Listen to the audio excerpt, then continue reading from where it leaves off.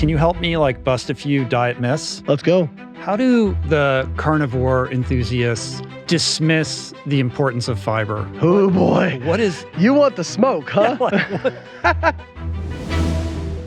Who can you trust for accurate nutrition information?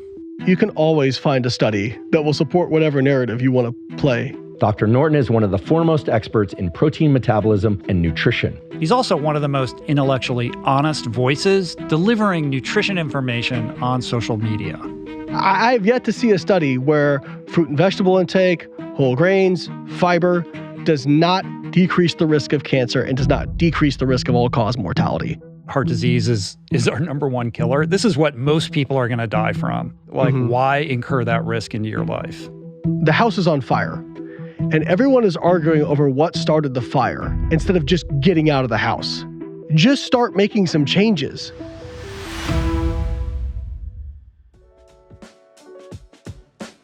Today's episode is brought to you by the awesome organizations that make this show possible. Well, I appreciate you being here. It's been a long time coming. We had some scheduling stuff, so it's taken a minute to get you in the seat, but really happy to have you here. Can you help me bust a few diet myths? Let's go. Okay, so seed oils. Oh boy. What is happening? You want the smoke, huh? I don't understand this emergent discourse around seed oils, the vilification of them, the selection of them as the root of all evil.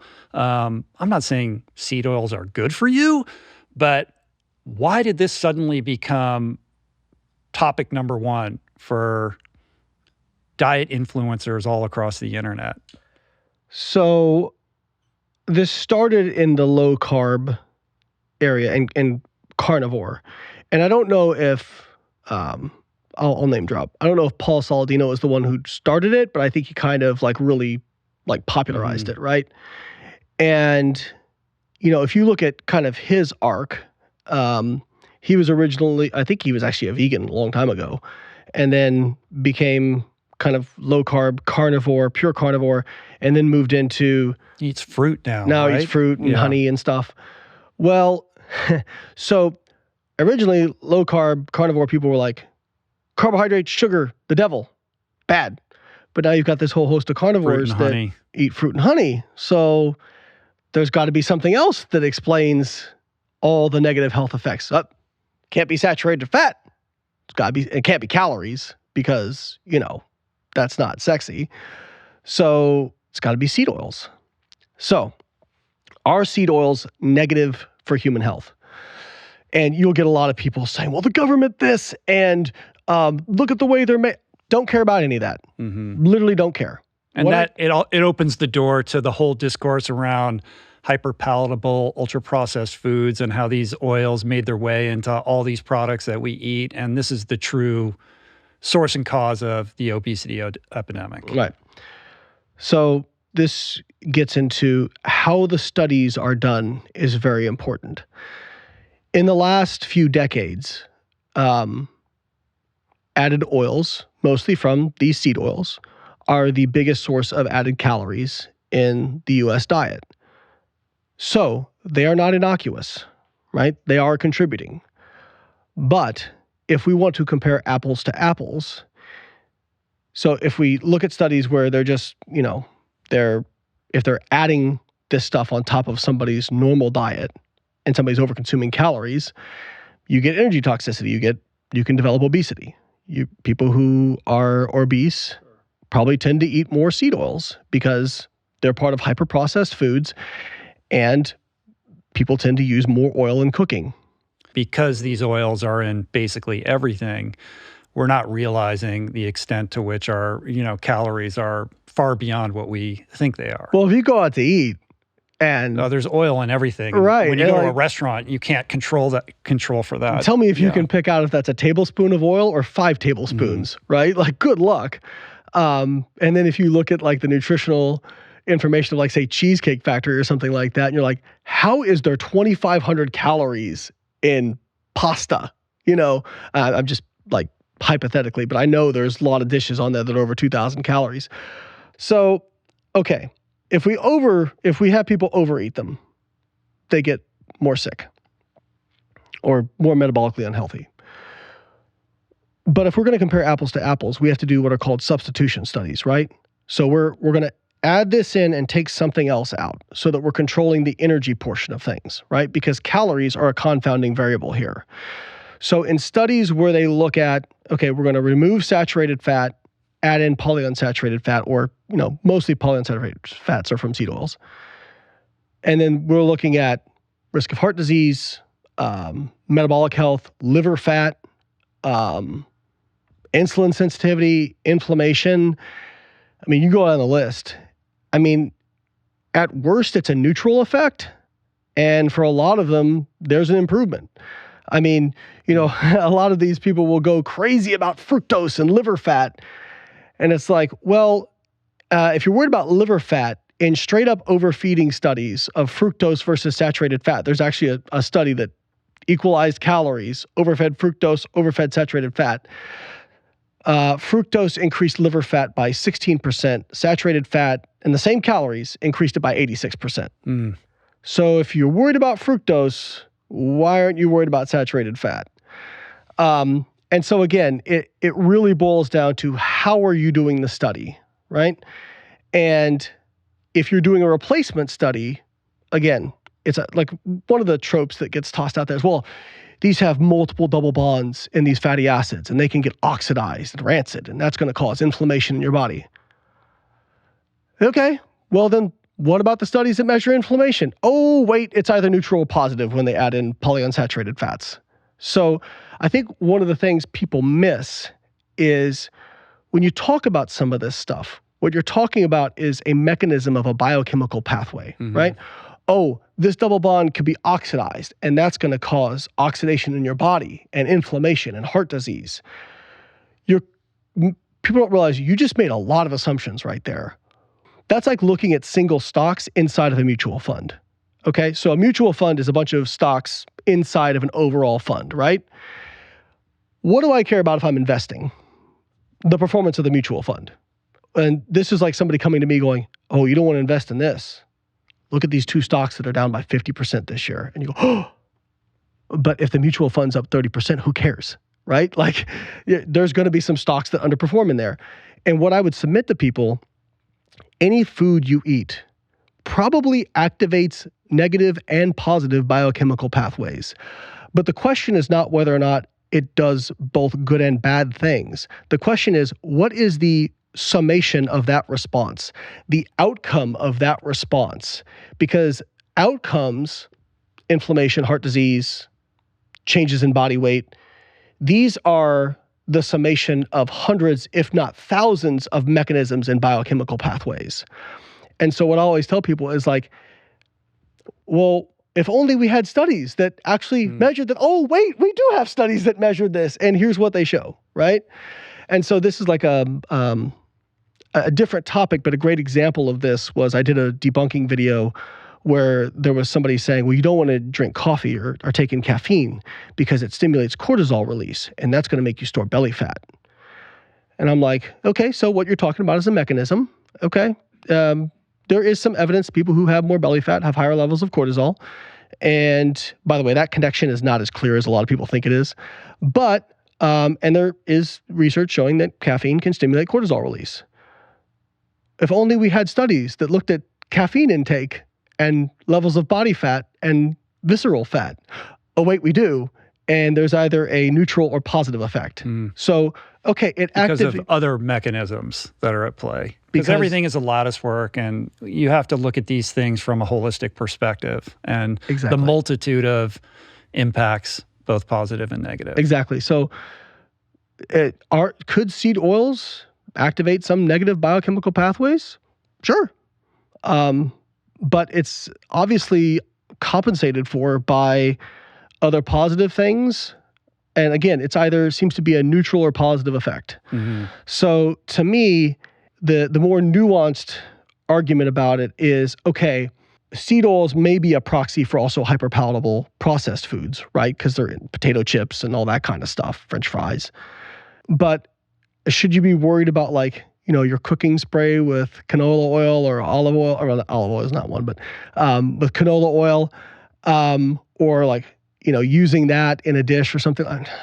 I really think that we're missing the I think there's basically what you're saying is there's a difference between the notion that we're all probably eating too much oil because of our food environment that is rife with ultra processed foods and all kinds of packaged goods that have all too much oil in them. And so every day we're consuming more than we probably should. But that's very different from the vilification of one single food item as the root cause of all that's wrong with America and health and what's driving the obesity, epidemic and the conspiracy behind it, right? Like that's the tasty, zesty part of it. Like they want you eating these foods. There's a plan, all of that, right?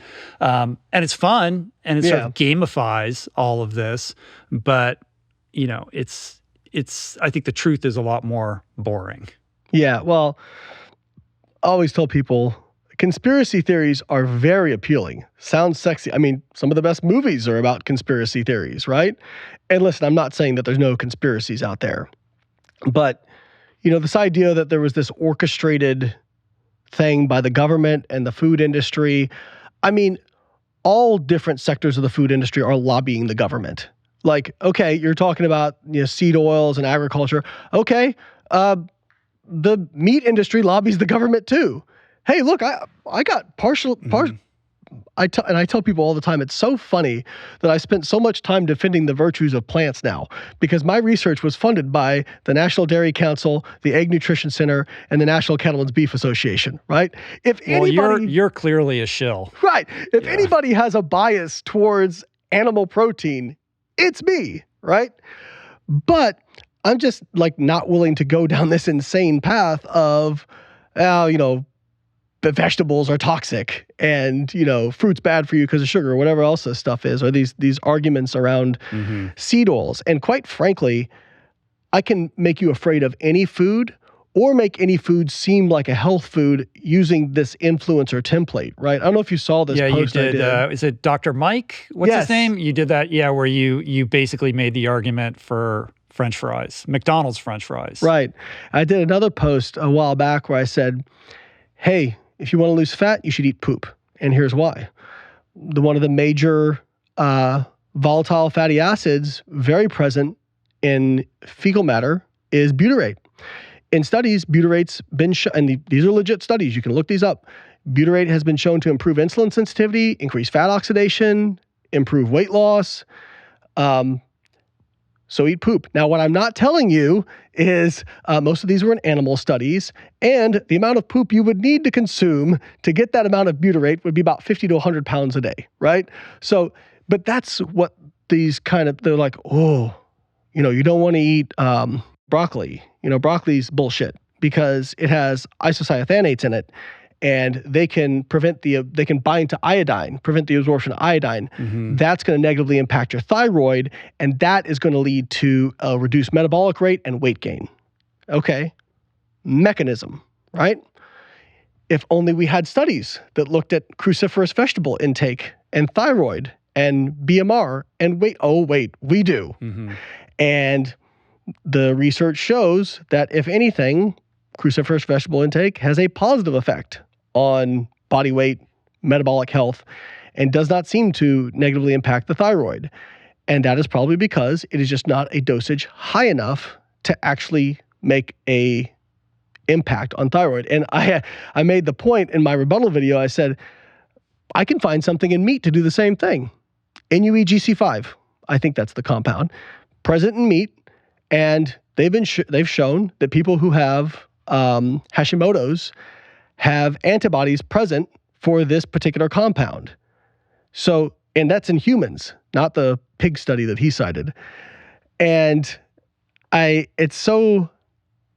like, that's actually stronger evidence for like meat being negative on thyroid. Now, I don't think it's actually a negative on thyroid, right? Like I'm saying, hey, if you're going to make this type of argument, then you've got to do it for all the foods. Well, right? that's not going to happen. I mean, you can play this game all day long. Paul's whole thing with broccoli is no different from Dave Asprey's whole thing with kale or Dr. Gundry's whole thing with beans and lectins. So let's talk about the whole plant toxin thing. Like the idea that this whole lectin thing like took hold and became a thing is just insane to me because nobody eats uncooked beans. Right. We cook our beans. This is like not a thing. Yeah. What is very consistent in the scientific literature, fruits and vegetable intake associated with improved mortality, lower cancer risk, lower cardiovascular disease risk, better metabolic health. I just don't know what else there is to talk about, right? And so, but I think this appeals to people, one, who don't like eating vegetables, right? Like this is a very convenient, for people who are like, I hate vegetables. Oh, yep, they're bad for you. I feel better because, they're trying to kill me. Right. Now, what I will say is this is what we call a false attribution error that a lot of people make. Some people cut vegetables and fiber out of their diet and feel better because they say, well, they caused me to be inflamed. This gets into how people don't actually understand what inflammation is either. You had gastrointestinal distress, and by going on a carnivore diet, for example, is basically an elimination diet. And it removed whatever gut irritant was causing you to have problems. And in fact, a lot of people have sensitivities to FODMAPs, which are like fructans, oligosaccharides, and these different like present in different vegetable and fruit compounds or fruit foods. And so they eliminate all of them, feel better in the short term, and they say, well, I'm thriving, I feel great. That's great. Your heart disease, you don't feel until it happens, right? Maybe you notice a little bit of fatigue and those sorts of things, but a lot of people just have a massive heart attack and that's it, right? So just because you feel good doesn't really mean much. Now, what I will say to those people is, okay, you did an elimination diet, essentially, by doing carnivore, in which there's a lot of people who clinically use elimination diets to feel better when they have gastrointestinal distress from certain foods. But the purpose of an elimination diet is to then slowly, one by one, add these foods back in and figure out, which one of these was actually triggering me, right? And once you have determined that, most people can find fruits and vegetables that they tolerate fine, even people who have really sensitive GI. And so, a lot of people with like IBS, they can have some triggering symptoms from some of these fruits and vegetables, but that doesn't mean they're toxic. It doesn't mean they're making you inflamed. Like your gut is locally inflamed because it's irritated, but that's different than systemic inflammation that's in that damages blood vessels. And also different from just being generally a little gassy. That might have something to do with the quality of your gut microbiota, which, isn't sort of oriented around the foods that you're eating and requires a bit of a adjustment period. Right. Is there truth to that? Or well, here's the thing. People are like, man, I got gassy from that food. It's bad for me. Well, if you're gassy, that's short chain fatty acid production, and those usually are associated with a lot of beneficial health effects. So it may be uncomfortable. Is it unhealthy? I'm not sure about that. Now, what I will say is like people with IBS, for example, and this kind of gets into like pain science literature. People with IBS, I'm going out on a limb a little bit, okay? This is my kind of interpretation of the literature. They are just more sensitive to the same pressure that most people incur. And what I mean by that is, if you look at people who have IBS, at the same level of intestinal pressure that a normal person has, they may actually have a lot of pain. And so for them, trying to move to foods that produce less gas can reduce their pain. And so again, you can find fruits and vegetables that are less fermentable, and those may actually be better tolerated, right? So again, I think somebody who eliminated fruits and vegetables and felt better, it's hard to argue with that experience, right? But when you understand why they felt better and you can explain it to them and then say, hey, why don't you just slowly try adding some of these things back in and see what you tolerate? And I will tell you that you can probably, especially like leafy green vegetables tend to be a little bit better tolerated by people who have these sensitivities. You know, some of the cruciferous vegetables, honestly, are some of the, I don't want to say worst offenders, but they're the ones that tend to give people a little bit more problems that have these sensitivities. So I would just say, hey, if you felt better on a carnivore diet, okay, great. But now let's try to figure out a way to get some fiber in as well, right? And just add these foods back in one by one. Let's pivot. The idea that cholesterol doesn't matter. This new kind of idea or segment of the keto carnivore crew that think cholesterol doesn't matter if you're lean, if you have high HDL and low triglycerides. Don't worry about your high LDL, basically. So, okay, 10,000 foot view, and then we'll zoom in. It's people with high LDL, high HDL, and low triglycerides, first of all, are relatively, I don't want to say rare, but usually it's a little bit harder to kind of try and find that phenotype. Right? Usually it's like elevated LDL, low HDL, high triglycerides, right? That's like metabolic syndrome. But there are people who, especially on a low carb diet, you do see a bigger increase in HDL, a pretty big reduction in triglycerides, but you can see an elevation in LDL, especially if somebody's eating a lot of saturated fat. Now, the question is LDL independently a risk factor for heart disease? And this is something where I was on the other side of this about 15, 20 years ago, where I was saying, you know, it's not about LDL. It's really about the HDL to LDL ratio, particle size, you know, some of that trope you hear now from the low carb crew. And what really changed my mind was the Mendelian randomization studies. And part of the problem with the cohort studies that we look at, for example, which is essentially epidemiology, right? You follow people, see what they do. People with higher LDL versus lower LDL. Higher LDL has more incidence of heart disease. But people with higher LDL also typically have other lifestyle factors that like are also bad, right? It doesn't exist in isolation. But you can't do a 20, 30-year human randomized control trial. And the problem with looking at heart disease is you're looking at a lifetime exposure risk, right? A lot of the low-carb people will cite studies like the Minnesota coronary experiment, where they're like, oh, well, look at, you know, this randomized control trial where they fed higher saturated fat versus lower saturated fat, didn't see any differences. Well, the average person was in that 2 years, and the average age was like just under 50. So the likelihood that there's going to be some kind of cardiac event in that 2 year period is probably relatively, I mean, you're looking for small differences between small numbers.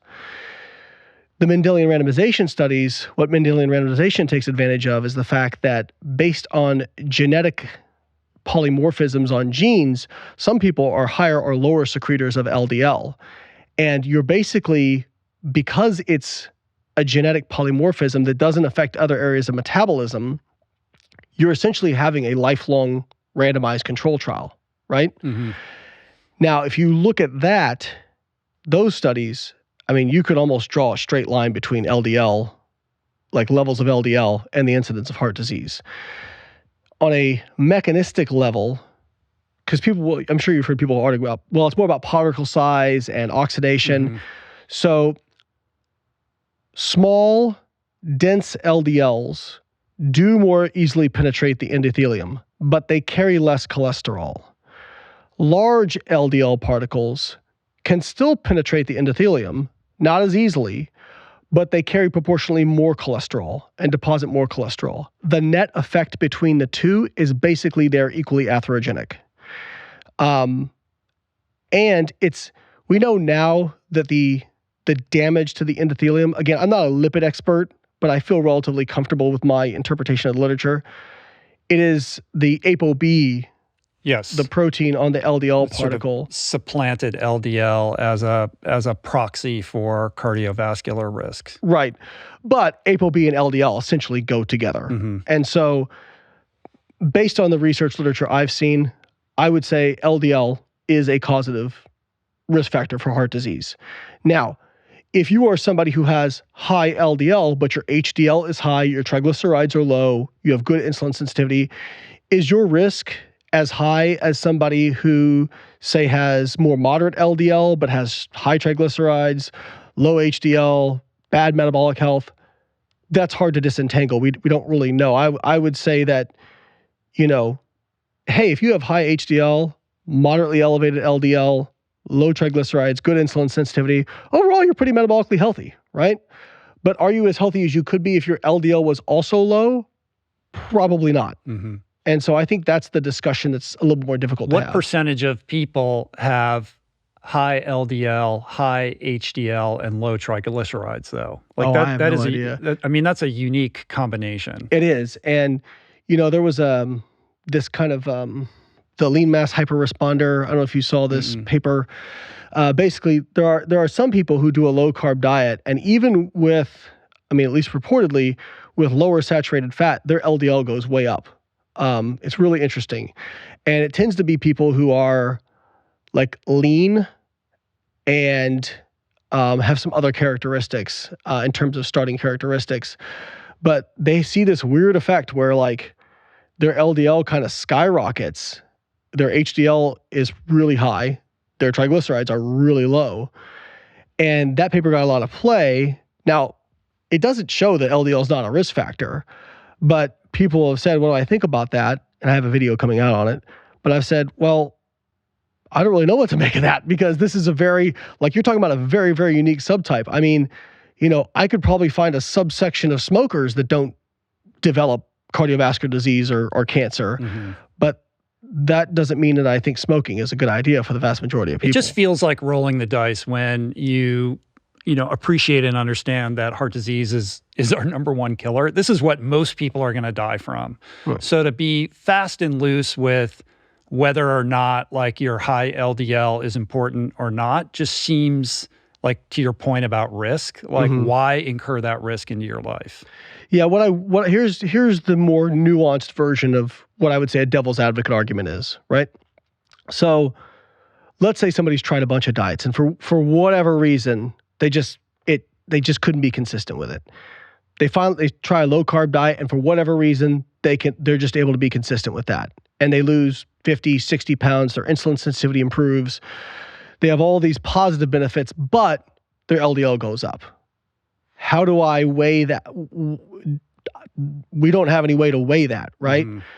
What I would say, all things being equal, if based on the odds ratios of mortality and obesity and these sorts of things, if somebody can get to a normal or lean body weight from like kind of like overweight or obese using an approach that their LDL still stays up, but everything else improves, they're probably still better off than they would have been being in the higher body weight but lower LDL. But are they as good as they possibly could have been if their LDL was also low? Probably not. And so what I'll tell people is, hey, just because you're low carb, it's always interesting to me, this fascination with, we have to prove that saturated fat is actually good for you, And like, why? There's plenty of low carb friendly foods that are not high in saturated fat, right? And I think a lot of it's this like, well, there can't be any possible downsides to low carb, right? So any kind of like low carb friendly food has to be good for you. And so it's this weird kind of trying to find this roundabout way to prove that, saturated fat is good for you. And even like, again, like the cherry picking of studies, well, look at these studies showing that elderly people who have high LDL live longer. This is a reverse causation effect. And first of all, when they do the appropriate controls, they don't really see that. But people who, once you get to old age, you're more likely to die from some sort of kind of wasting or, if you get cancer, people who have high LDL, I can't recall the study specifically, but I believe there's a study showing that people who had higher LDL tended to survive cancer. But again, that's because having higher blood lipids is probably more of you might be looking at the difference between like somebody with a 50 LDL and 80, right? And somebody with higher LDL probably was able to get in more nutrition. They weren't malnourished, right? And so that person is much more likely to survive the cancer treatment than somebody else. And so when you look at, again, the lifetime exposure studies and the Mendelian randomization trials, you see pretty clearly like a pretty negative effect of LDL on mortality and heart disease. And the other thing I'll say is, just to add a little bit of nuance to it, not all saturated fat raises LDL. I think, like, for example, stearic acid, I don't think that has been shown to raise LDL, I want to say. But in general, I mean, if you're eating a high amount of saturated fat, you are going to see your LDL go up. Yeah. Again, to me, when I think about what's killing most people, heart disease, stroke, now we have dementia, Alzheimer's, these are diseases of circulation, right? And to the extent that we can make dietary choices that are in service to the health and robustness of our circulatory system, and to the extent that there's any evidence whatsoever that saturated fat, elevated LDL, that these things are contributory factors to these illnesses, like, why not just let it go and reduce it and step away from it, rather than hold on to this idea that we have to prove to everyone that these things that basically science has told us not so good, they're actually good. Well, my thing, I tell like the carnivore keto people, I'm like, hey, you can, like, you know, I'm an omnivore, right? You can eat lean meats, by the way. You know, you can also eat like chicken or fish, or, you know, like, you don't have to eat a ribeye every day. Like, there are more sources of dietary protein than just those rich in saturated fat. If you're like me, never without a water bottle, let's get it right, people. Allow me to rock your world with my new favorite toy that's actually not a toy at all. It's a non-negotiable essential, CAMELBAK's Podium Steel 100% leak-proof water bottle. Emphasis on leak-proof. For all you gearheads, this is built for the bike, but honestly, this simple but elegant stainless steel contraption is built for anything and everything. It keeps whatever you put in it cold for hours, and straight up goes everywhere I do. For all you weight weenies out there, CAMELBAK actually also offers an ultra lightweight titanium version. Very beautiful. Shall we level up? Yes, we shall, because right now, CAMELBAK is offering an exclusive discount just for you, all my people. So stop what you're doing and type up camelbak.com, sign up with your email, and use my code RICHROLL for 20% off your entire purchase at checkout. Or you can click the link in the description below. Over the last decade of hosting this podcast, my mission has been to engage in what I consider to be critically important conversations about the things that matter most in life. Things like health, relationships, growth, purpose, and service. While I'm immensely grateful for the growth of this show, I've also come to realize that my voice alone is not enough. This mission is not and cannot be a solitary endeavor. So I wanted to find a way to help amplify other meaningful voices. And the result is Voicing Change Media, this beautiful consortium of thinkers, of storytellers, artists, and visionaries, all committed to fostering meaningful exchanges, intentionally curated for those committed to the path of self-discovery. This network will share transformative conversations that inspire, that educate, that entertain, and perhaps most importantly, empower you to live authentically and purposefully. Together, we're creating a space of growth, a space of understanding, where every exchange has the potential to enrich our lives and catalyze profound personal and planetary change. To explore all the shows in the network, visit voicingchange.media, give us a follow on Instagram @voicingchange, and again, visit voicingchange.media to learn more and subscribe.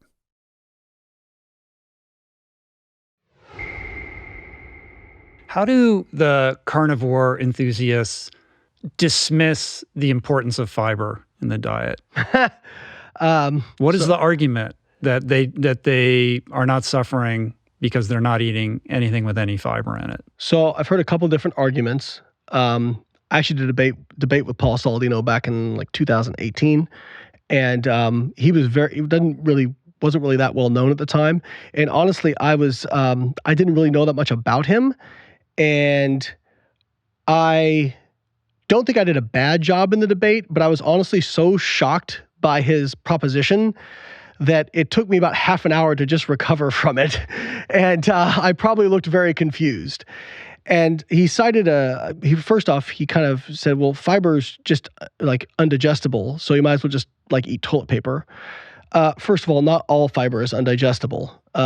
Insoluble fiber we think of as undigestible, but that doesn't mean it doesn't have benefits. Of course. Gut motility, there is some evidence that, toxins that go through your GI, insoluble fiber can help move those out a little bit more quickly, and they spend less time in your GI. It's a prebiotic. Isn't it? Soluble fiber is the prebiotic. Insoluble doesn't serve that end. All right, we don't need to get all sidetracked. There's some rodent evidence that maybe some of these insoluble fibers can still be fermented by the gut, but for the most part, soluble or fermentable fiber is what the prebiotic fibers are for the gut. So these are soluble fibers, just what it sounds like. So it'll dissolve in water, right? And soluble fiber is the main fuel for your gut microbiota.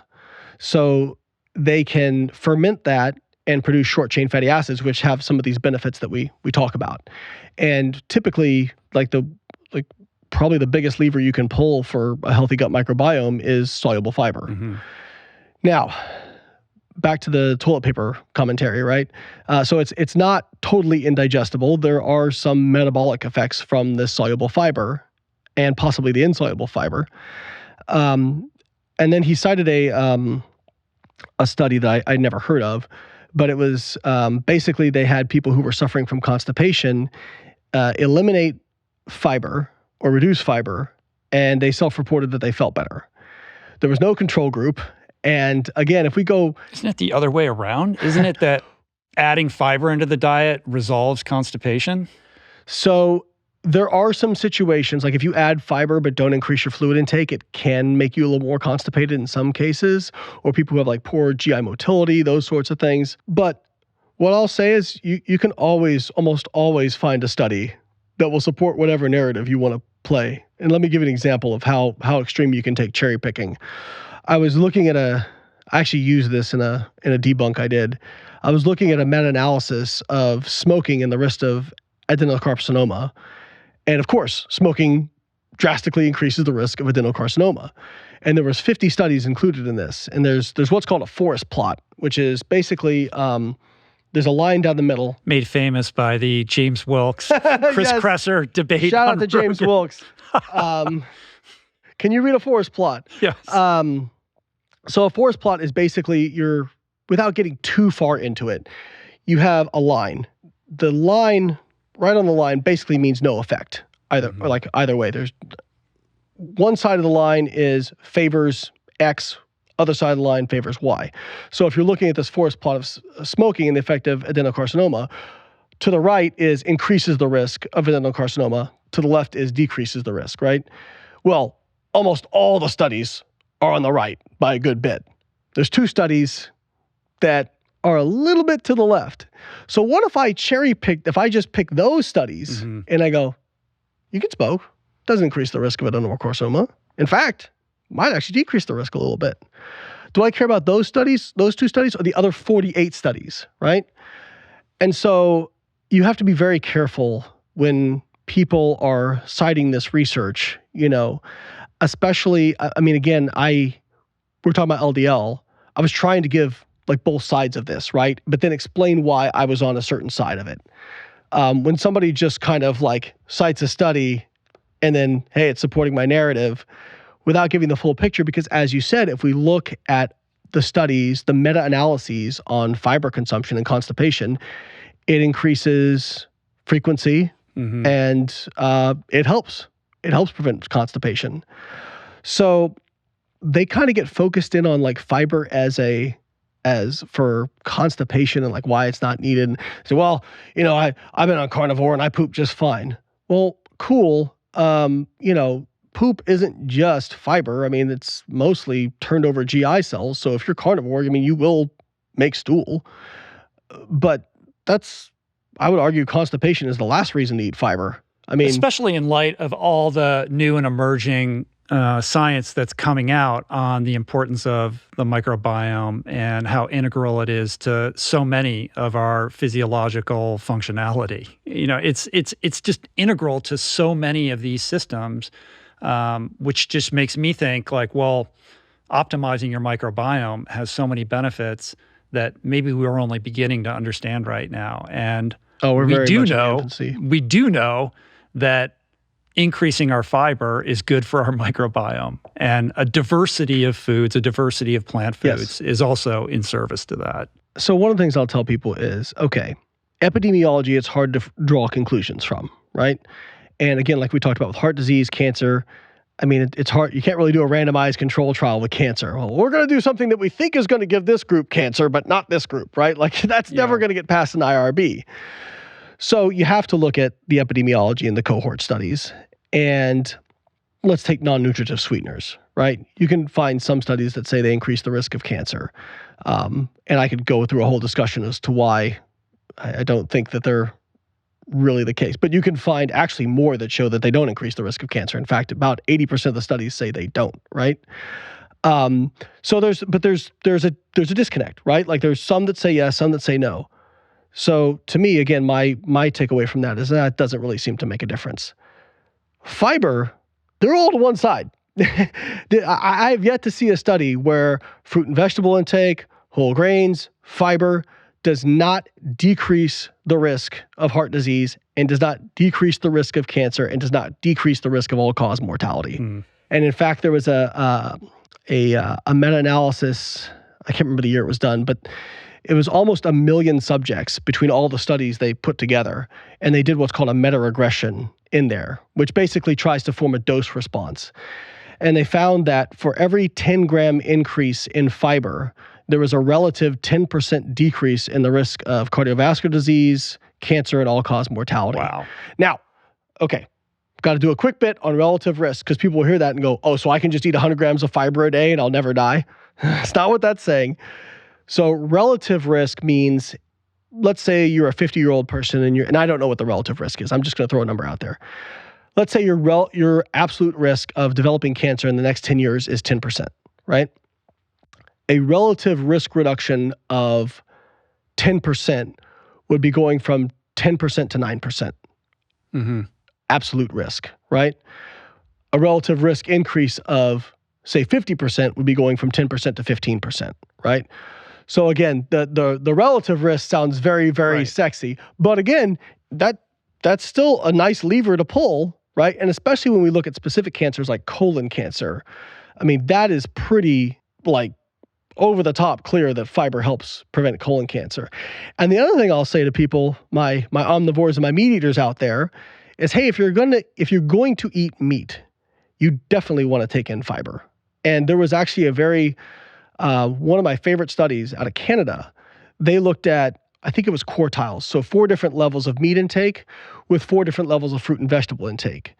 At low intakes of fruits and vegetables, meat intake had a significant association with cancer. But at high levels of fruit and vegetable intake, it didn't. What that tends to suggest is one of two things. Either fruit and vegetable intake is a proxy for overall diet quality, and so people who eat a lot of meat tend to have lower overall diet quality. But if you're eating more meat but also having a high diet quality, it doesn't appear to have the same risk. Or there are compounds in fruits and vegetables that offset whatever the risk is from meat. So again, like when the carnivores go all on this, anti-fruit and vegetable, like, oh, well, if you want to validate your feelings about meat, you probably ought to be consuming fruits and vegetables as well. That was a good answer. I like that answer. I'm glad you think so. Yeah. Here's one for you. Might be a little bit different, but it's something that I'm personally interested in, which is this idea that if you want to be good at burning fat, you need to be eating fat.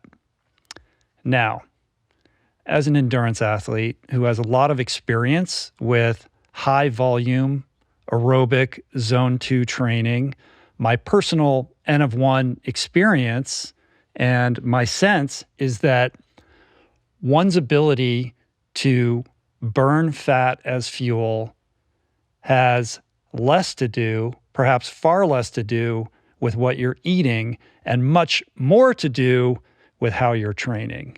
Because the fat burning energy system is a result of your capacity to perform aerobic exercise. And with consistency and slow increase in volume, you become very efficient at that. And that is what basically enhances your ability to utilize fat as your fuel source.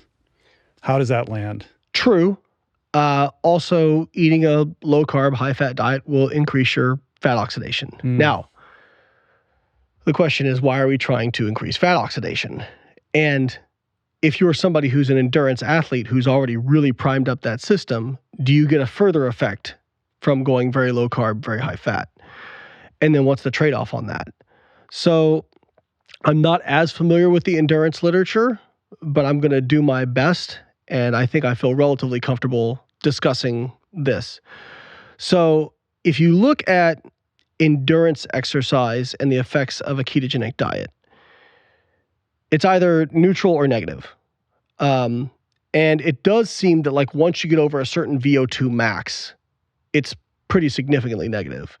And there's a pretty obvious reason as to why. Because once you get over a certain VO2 max, you are starting to use some of the glycolytic systems, right? And so if you're not consuming any carbohydrate and you have low muscle glycogen, you're going to run out of energy. And especially things like, obviously, like anaerobic exercise, yeah, I mean, example. you just basically, you can develop some proficiency at steady state, low-end aerobic exercise. No problem. There's certainly an adaptation period or whatever, but at some point you will be able to do that and do that well. What you will not be able to do is excel at any kind of higher gear once you get into an anaerobic state. So if you're going to do threshold work or tempo work, or you want to attack a hill on your bike, or throw down an interval workout at the track or something like that, you're shit out of luck.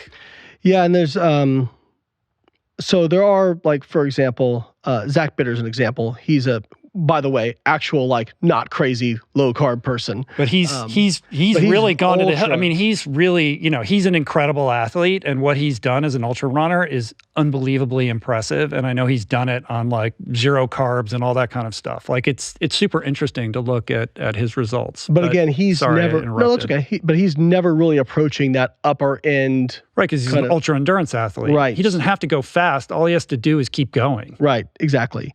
So, and I don't want to speak for Zach, but I do think he actually does eat some carbohydrate before he goes into a race, I think. So, Zach, I apologize if I got that wrong. Now, when you look at like getting past that VO2 max level and you're into like where you're starting to flirt with some anaerobic stuff, or you're in a race and you're just trying to sprint, right? Ketones, while they can be used by mitochondria for oxidative respiration, they cannot be, like, anaerobic exercise is anaerobic because you're not getting enough oxygen. And so that requires glucose. So if you're not eating any carbohydrate, I mean, you're going to run up you're going to run out of your stored muscle glycogen pretty quickly. And so what I'll say is there is some, like, at least my understanding is some sect of endurance exercise where they go, well, we're going to train low, compete high, meaning they train on low carbohydrate, and then before a race, they load carbohydrate because the idea is, well, I'm going to train my fat burning system, right? My fat oxidation system, but then I'm also going to give myself enough muscle glycogen. And I think there... But then you're not training your high end. So that, I think there was a recent actual study looking at this that basically showed that there was no additional benefit, like in terms of actual performance. I don't know of any, maybe you do. I'm not saying there aren't any, but I don't know of any like Olympic caliber, elite athletes who are excelling on that type of diet. Yeah, and I mean, and then when you look at like the oxygen cost per unit of ATP produced, it's while you produce more ATP per gram of fat than you do per gram of carbohydrate, you produce, I believe you produce more ATP per unit of oxygen with carbohydrate than you do with fat, which may actually be more relevant for the endurance athlete. So all that to say, you know, if you're an ultra endurance athlete, you probably can just kind of pick whichever one you like, right? If you're more in that like normal endurance athlete, now you're starting to flirt with possibly inhibiting your performance. If you're like resistance training bodybuilder, you're a or a sprinter or a middle distance athlete. You're a mixed martial artist, you know, somebody anything who has that requires speed, power, agility, like quickness, right. high intensity efforts. Right. So for those, it's probably not an optimal approach. And then I will say, like, just to touch on this, because a lot of people in the low carb kind of discipline will say, well, that's one of the benefits of keto is you burn so much fat, right? And so you're going to lose more fat. Well, yes, you burn more fat, but again, mechanisms versus outcomes. Burning fat is not the same thing as losing fat. Burning fat is part of the loss of body fat, but you are always simultaneously storing and burning fat at the same time. The relative rates of each will determine whether or not you are losing or gaining body fat.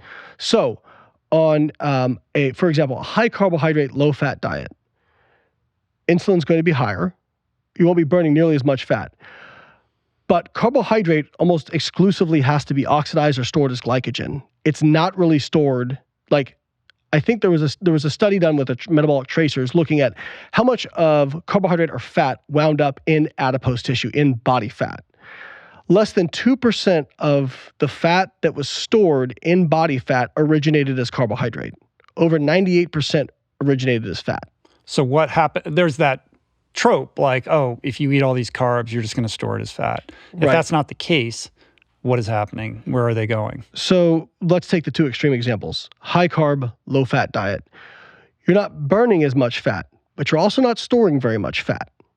Now, a low carb, high fat diet, you're burning a lot of fat, but you're also simultaneously storing a lot of fat. And so what actually ends up determining whether or not you lose or gain body fat is energy balance. How many calories are you taking in? And some people will say, well, see, that's why you don't want to do high carb and high fat. I'm like, well, that's just called high calorie. Like that's just high you're calories. Just eating a lot. Yeah. You know, like, so if we look at the best meta-analysis we have on this is by Kevin Hall back in 2018. And they looked at 20 controlled feeding studies where they either were in a metabolic ward or food was provided to the participants. So adherence was very high, right? Because free living studies is kind of a crapshoot. And they ranged from low carb, high fat to low fat, high carb. But the one big caveat inclusion criteria was these diets were all equal in calories and protein. And that is important because obviously you got to equate calories if you're going to see who lost more fat, if there's a better approach. And protein is thermogenic. We know this. It increases energy expenditure. So if you're having a higher protein diet and comparing it to a lower protein diet at the same total calories, sometimes we actually see a little bit more fat loss in a higher protein diet. The summation of these 20 plus studies was essentially no clinical difference between the two. The low fat diets actually caused a little bit more loss of body fat. It equated to about 16 grams more loss of body fat per day. But again, I wouldn't see that as really clinically significant. And if you were somebody who says, well, I can more easily stick to a low carb diet, then do that. But again, it's not superior. And every single study we have where they're equating protein and calories, looking at the actual loss of body fat, You just don't see differences between these diets. Interesting. But at a minimum, it kind of disabuses people of this idea that if you're going to eat a high carbohydrate diet, that you're headed for disaster. Yeah, it's just, yeah. I eat a pretty high carbohydrate diet. Right. But I'm exercising in a certain way, and I have enough experience knowing, like I fluctuate, there are periods of time, whatever, but that seems to suit me pretty well. But I want to, sorry, go ahead. Well, then you get into people right now who are like wearing continuous glucose monitors and like, oh, you don't ever spike your insulin and your glucose. And yeah, that's a whole other thing. Like I've experimented with that, and it was certainly revealing, but I think having it on for a couple weeks at a time is plenty, because I easily could find myself trying to gamify it, which is going to drive unhealthy food choices, because I just want to flatten that curve, and any spike feels like a failure, and then you feel yourself starting to like, well, maybe I shouldn't eat those bananas or the all these foods that I've always eaten. Mind if I address this real quick? Yeah. So what I would tell people is be very careful equating short-term responses with long-term outcomes. And there's actually studies that show that short-term, actually people who have a higher insulin response in the short term tend to, in the long term, have better insulin sensitivity. And let's just look at some other short-term responses that don't equate to long-term outcomes. Like, first of all, if you want to go that route, don't eat anything, because protein activates mTOR, and mTOR is overactive in cancer. Okay, well, what we're not talking about is that the mTOR response to protein ingestion is very truncated. It's an acute response and it ends. Don't eat fat, because fat impedes flow-mediated dilation in the short term, and worse flow-mediated dilation is a risk factor for cardiovascular disease. And you can't eat carbohydrate because blood glucose takes insulin up, right? I'm going to photosynthesize like exactly. a good plant-based person. Just lick some ice cubes, And so, and then like, let's just take exercise, for example. So Rich, if you didn't know anything about exercise at all, and I said, Rich, I'm going to have you do something that's going to increase your inflammation, increase your reactive oxygen species. It's going to cause you to hurt. It's going to increase your heart rate and your blood pressure. And your stress response. Right. And your inflammation. Cortisol. What would you say? Yeah, let's avoid that. Yeah, right. But exercise does all those things, but in the long term, it actually improves those things. So again, I would just tell people, be very careful about equating short-term responses with long-term outcomes, because the body doesn't really work that way. Let's talk about protein. What do I need to know as a plant-based person about protein? Like I said, I've been plant-based for a very long time. I wouldn't say I'm a hyper responder, but I've never had an issue like building or maintaining lean body mass, which has led me to not really think that much about protein. But I'm 57 now. I'm actually, for the first time in decades, in the gym in an intentional way. And so I'm thinking more about strength training than I have in the past. Yeah, fill out those sleeves racing nicely right now. So what do I need to know? What do I not need to know when it comes to my protein intake? Okay, so the first thing I would say, and again, as an omnivore who was sponsored by companies from just the meat and dairy shill sitting across from me. Nobody can ever accuse me of not letting people who aren't plant-based on the pot, which is bullshit anyway, but go ahead. So the first thing I would say is you can absolutely build as much muscle on a plant-based diet as you can on an omnivorous diet that includes animal products. You're probably going to have to be a little bit more diligent about how you get it. So let's talk about what are the considerations, the downsides to plant-based for protein. The first one is that plant-based sources of proteins, they do have all the amino acids. There's no that's utterly devoid of any amino acid. Right. We've had this whole wave of, the incomplete protein versus the complete protein, and then the debunking of that. And then that kind of morphed into bioavailability concerns. Yep. So, sorry, go ahead. That's okay. The amino acid composition of most plant sources of protein isn't as good as, say, animal sources. When I say good, what I mean is there tend to be lower in like the branched chain amino acids, leucine in particular, right? Which is the stimulus for initiating muscle protein synthesis. What I did a lot of my research on.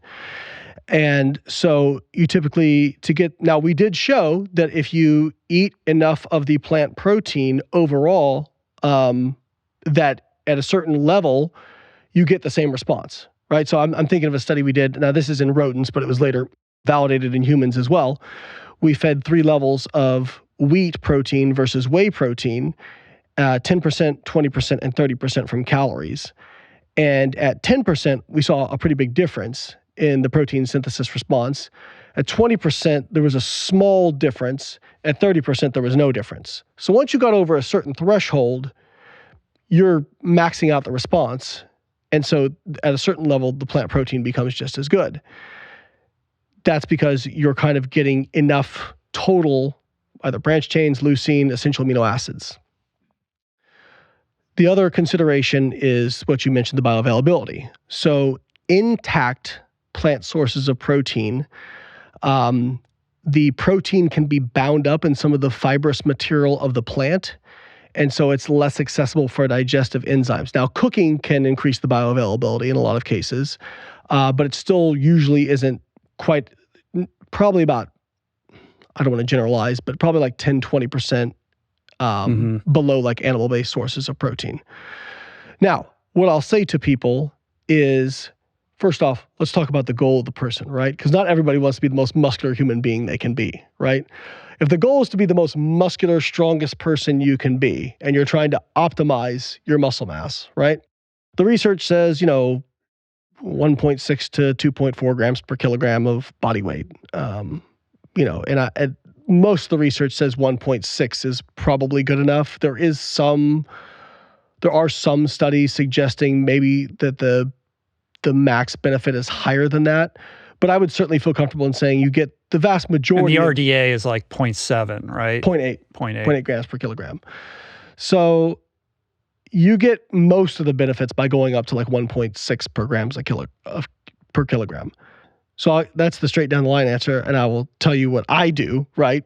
As somebody who is trying to be the most muscular human I can be, my protein intake's probably somewhere up around like 2.5 grams per kilogram. Wow. Now, part of that is just, again, my personal bias of being a protein guy, right? I enjoy protein, and you'll have some people who argue with me on this, but really there's not very much evidence that there's downsides to that level of intake. And so I consume probably more than I need to in terms of maximizing muscle mass. So if we look at that like 1.6-ish grams per kilogram, can you build muscle on less than that? Yeah, of course you can, right? Like you can build muscle on the RDA for protein. You won't build as much, but you can. And so the question becomes like, kind of what's the goal, right? And so if their goal is, I just want to build a little bit of muscle and maintain what I have or whatnot, well then, you probably don't have to eat that much protein. And it's just more about your resistance training. But if somebody wants to build as much muscle as possible, probably getting above 1.6 grams per kilogram of body weight. Now, assuming they're putting in enough training to put that to use, exactly. Right? My understanding was always, and perhaps this is totally wrong, was that once you meet your body's protein requirements, any excess beyond that isn't really doing what you think it might be doing, to put in the most general terms. So here comes the devil's advocate argument, right? So the RDA for protein, the way it's established is, there's some new ways, but the way it was originally established is through what's called nitrogen balance studies. So basically, protein and amino acids are unique in that they're the only macromolecule that contains nitrogen. And so typically, the weight of amino acids or protein is about 16% nitrogen. And so if you know how much protein someone's taking in, you also know about how much nitrogen they're taking in. And then you can capture what's coming out in sweat, feces, and urine. And so when they do those studies, what they're looking at is, okay, how much is going in, how much is coming out, and where does it get balanced, right? Like where are you eating enough protein that you're at least at a balance of where what's coming out is the same as what's going in.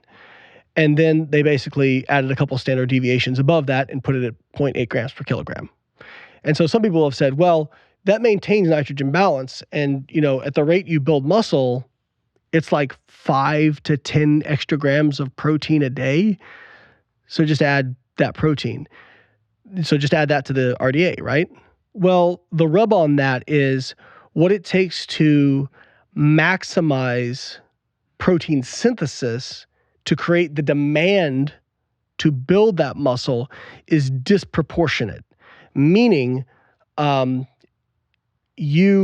order to build like optimal or like the most muscle you can, you have to maximize the synthetic response.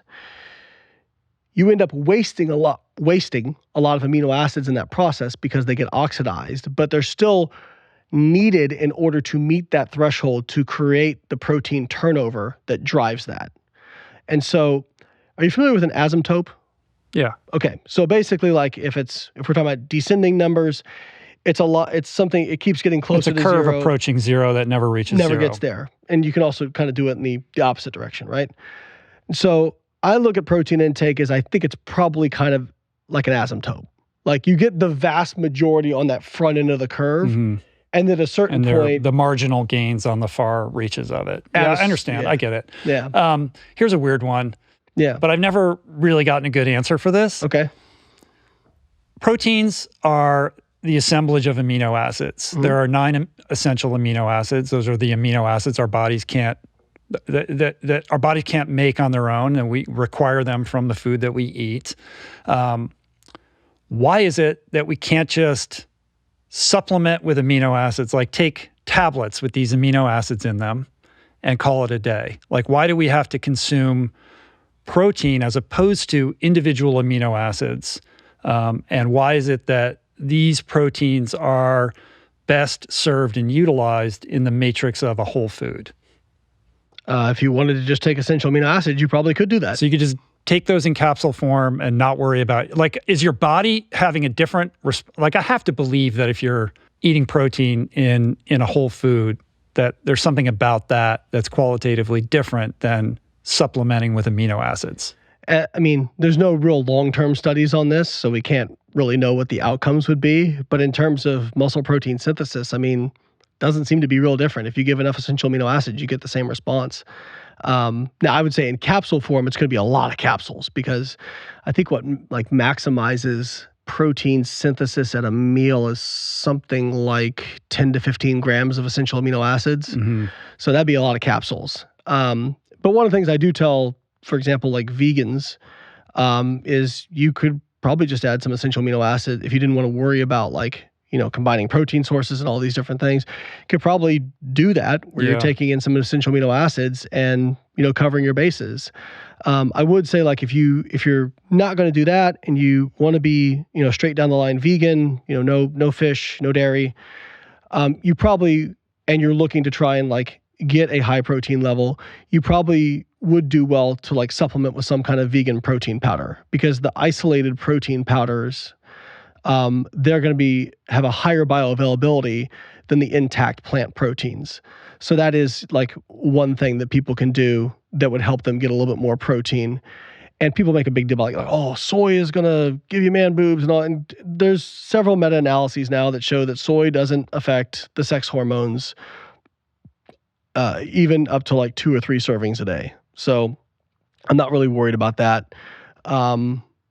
So, that's I've been eating tofu and tempeh forever. So like, well, the big thing also with vegans and protein is this idea of leucine and meeting the leucine threshold, which is basically like, what is it, like 2.5 grams a day. And this notion that it's going to be very challenging as a plant-based person to meet that requirement, whereas it's very easy as an omnivore to do that. And like anything, there's probably a kernel of truth in that, but there are plenty of plant foods that are, have adequate amounts of leucine in them. But to your point of supplementing with a protein powder, my counsel would be to find one that has an adequate amount of leucine in it. And I think brown and pea, like the brown rice pea protein combination, seems to do a pretty good job with that. Yeah, I think those are usually around 8% leucine, something like that, which is similar to a lot of animal sources of protein. Whey tends to be the richest in leucine. It's like 11 or 12%. Right, which is part of the whole like whey is superior thing. Although, are you hearing about like the corn protein products that are coming to market? They're actually they're higher in leucine than whey. Yeah, they're about 12% leucine, the corn protein isolate. I can't remember which, but I think they are like very low in another essential amino acid. But again, you can always combine, right? Actually, one of the best plant sources of like the essential amino acid profile is potato protein. But it's just really hard to find. But I think it also tastes pretty bad. But it's got like 10 grams of leucine, or 10% leucine, and pretty heavy in the essential amino acids. So there are options out there. And so, yeah, I mean, like I would tell anybody, you can build muscle and you can optimize muscle on a plant-based diet. It might require, I would say now it's a lot easier because of all the supplements. It's really not that. I think that gets overplayed. Like you're going to have to really think of it. It's like, I've been doing this long enough. I don't think about it that much. It's not that difficult. Yeah, I would say I would agree with you that the difficulty gets overblown.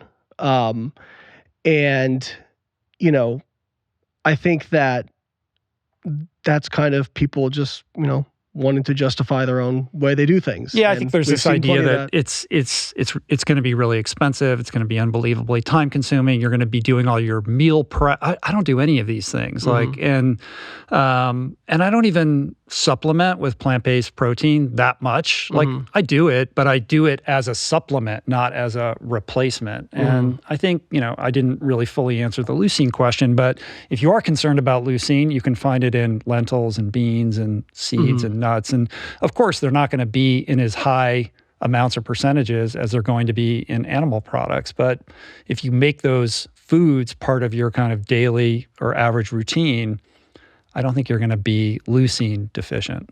No. But you may disagree. I don't know.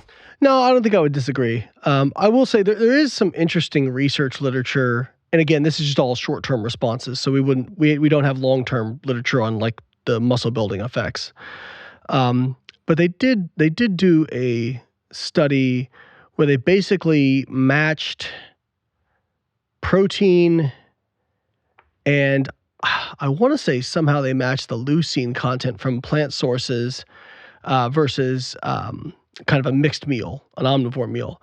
And they still saw like a higher response and a bigger area under the curve of the mixed meal. And so there's some like talk about maybe there's the bioavailability or there's a sequestering of essential amino acids with plant-based proteins. I'm not sure how to biochemically explain that. But I would say, again, if we look at the outcome data, if you're just eating enough total protein, you're going to be okay.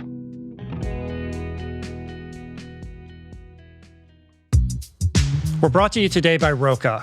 Glasses are not something you normally think about as a piece of performance gear, which, when you think about it, is kind of insane because you can't perform at your best if you can't see. Well, the geniuses at ROKA basically rebuilt eyewear from the ground up. No matter how active you are or how much you sweat, these things never slip or fall off your face.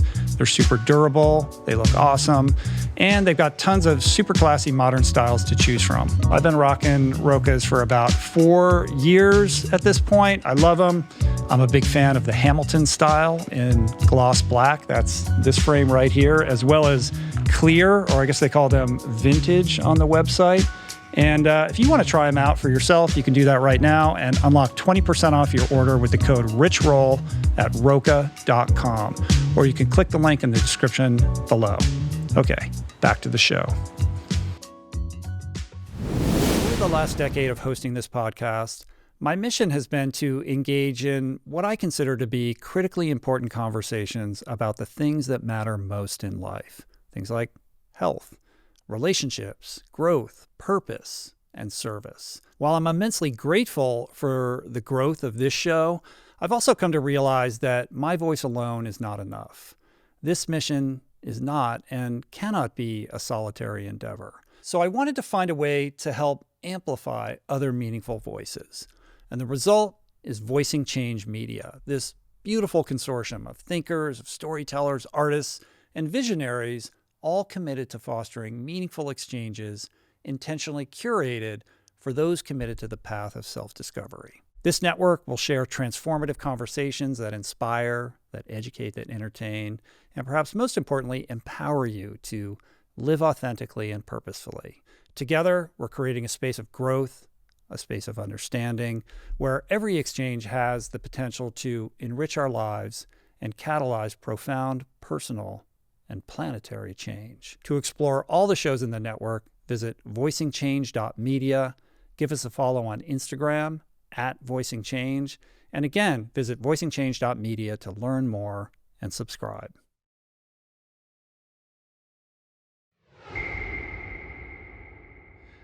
What would your advice be to somebody who is plant-based or predominantly plant-based, is enjoying it, in terms of things to look out for, things to pay attention to, beyond the protein thing that we just talked about? I would say, if you're straight vegan, I would say maybe supplement with some omega-3s. There seem to be some pretty strong evidence for healthful effects of omega-3 fatty acids. And I honestly, if I did a video on this. I'm like, if I had to pick between plant-based or doing carnivore, like the two kind of extreme, or vegan versus carnivore, I'd do vegan because there's a lot more flexibility in that. And there's there's fiber. So I think, like you said, the worry about, vegans and nutritional deficiencies. I mean, people worry about B12, right? People worry about iron. But I mean, you can take a multivitamin. Mm-hmm. Like these are not complicated problems to solve, And I think this is one of the things I just don't understand, where people kind of go, well, you could be deficient in this, and all different diet tribes do this. Your diet, there's something wrong with your diet because you have to supplement with B12. Right. But I think anybody, no matter what diet you're on, if you do a blood panel, like not everything is going to be fully optimized. No. It's like everybody can benefit from some, sound, intelligent supplementation. Well, otherwise you wouldn't be taking protein powder and doing all that. I just think that's a straw man argument. Yeah, well, it's kind of like the naturalism fallacy, right? And one of the things I'll tell people is like, well, our ancestors were really just worried about surviving long enough to pass on genetic material. It wasn't really worrying about like optimizing our health and human function, And again, I go back to the fact that, okay, well, you can supplement. And I mean, most people are low in vitamin D. Yeah. I would say the vast majority of people are probably low in vitamin D, right? So does that mean that all of our diets are bad? Everybody's diet is terrible. Right. So, I think that I tell people, like, there's some low-hanging fruit that you can do with some supplementation that to me makes sense. I mean, like creatine monohydrate's an example of that. Mm-hmm. Because, I mean, a lot of people know about the muscle building and the strength benefits and even some endurance benefits, but what people don't know is there's research coming out now with a lot of cognitive benefits around creatine. So there's some pretty like low-hanging fruit that people can do with some things out there that would improve things. I just don't see and again, people do the same, well, you can get creatine in meat. And I'm like, okay, well, let's talk about how much meat you would need, all right? Because people go, well, I think there's like, you'd have to get like 2-3 pounds of meat or something like that to get 5 grams of creatine. Uh-huh. And I'm like, okay, but these studies where they supplement with 5 grams and see benefits, are those people not eating meat at all? Okay, so all right, so it's actually probably more than that 5 grams you think out of meat. And oh, by the way, when you cook it, it actually degrades about half the creatine. So you don't need 2 or 3 pounds. You need more like 4 or 5 pounds, right? So it's actually much harder to get than you might think. And again, why are we having this discussion? Yeah. You could just go buy a bottle of the stuff and it's cheap and easy to find. Like, I've seen this on both sides, right? But it just seems kind of like a silly argument. That this like, well, if my diet needs less supplementation, it must be the best diet ever. Right. Yeah, like I said, that's a straw man argument. Yeah. I do have to ask you about your thoughts on Christopher Gardner's twin study and the Netflix series. You've had some choice thoughts about this. So explain explain what the twin study was and your take on this. Okay, so I'm going to be going off of memory on this one. So, Chris, if I get something wrong, I apologize. But I think in general, I have a good understanding of the study. So, first off, people are like, this study sucks. I'm like, no, it's actually a great study. I liked the study. I thought it was a cool idea. I mean, getting twins like that, I mean, you're minimizing, genetic variability. And you're kind of, each set is its own control. I thought that was cool. They provided food to the participants. I thought that was great. I know in the latter half, I think in the first half, everything was provided, and in the latter half, they were more free living. I think that's right. Yeah. Dividing the groups between omnivore and plant-based. Right. And so, I believe they showed, better improvements in blood lipids with the plant-based, and then there was a couple other things that they saw improvements in with the plant-based versus the omnivore diet. Now, this isn't a criticism of the study. This is pointing out limitations and overinterpretations of the study. So, and actually I had a nice comment from one of the researchers who did it on the Instagram posts I did. So that was nice. But there was quite a bit lower amount of saturated fat in the plant-based diet. And there was a greater amount of polyunsaturated fat and more fiber, right? All those things are going to help lower LDL more. And it wasn't statistically different, but there was about a 200 calorie difference between the groups. And they did see a little bit more weight loss in the vegan group or the plant-based group. And when I do the math, it's about a 200 calorie a day, difference. So here's one side of that view, is that a plant-based diet makes it easier to eat low saturated fat, high polyunsaturated fat, and higher fiber. I agree. The other side of that is a lot of people are overinterpreting this as there is something inherent about animal products that makes them unhealthy. And I would say that's probably not true in terms of if we would have equated like saturated fat, polyunsaturated fats, and fiber between the groups, I don't think we would have seen much difference. But again, if you have free living people and you're telling them, hey, eat plant-based or eat omnivore, it probably is easier to get those different aspects. And so my not criticism, but what I was trying to get people to understand is, hey, it makes sense why they found this. Okay? Like when you look at the differences in these, the fatty acids and the fiber content, it makes sense why they found what they found. So there's very good reasons for this, and it's nothing magical about it. But it doesn't mean that it's not a relevant finding. Again, my problems were the overinterpretation of some of that research.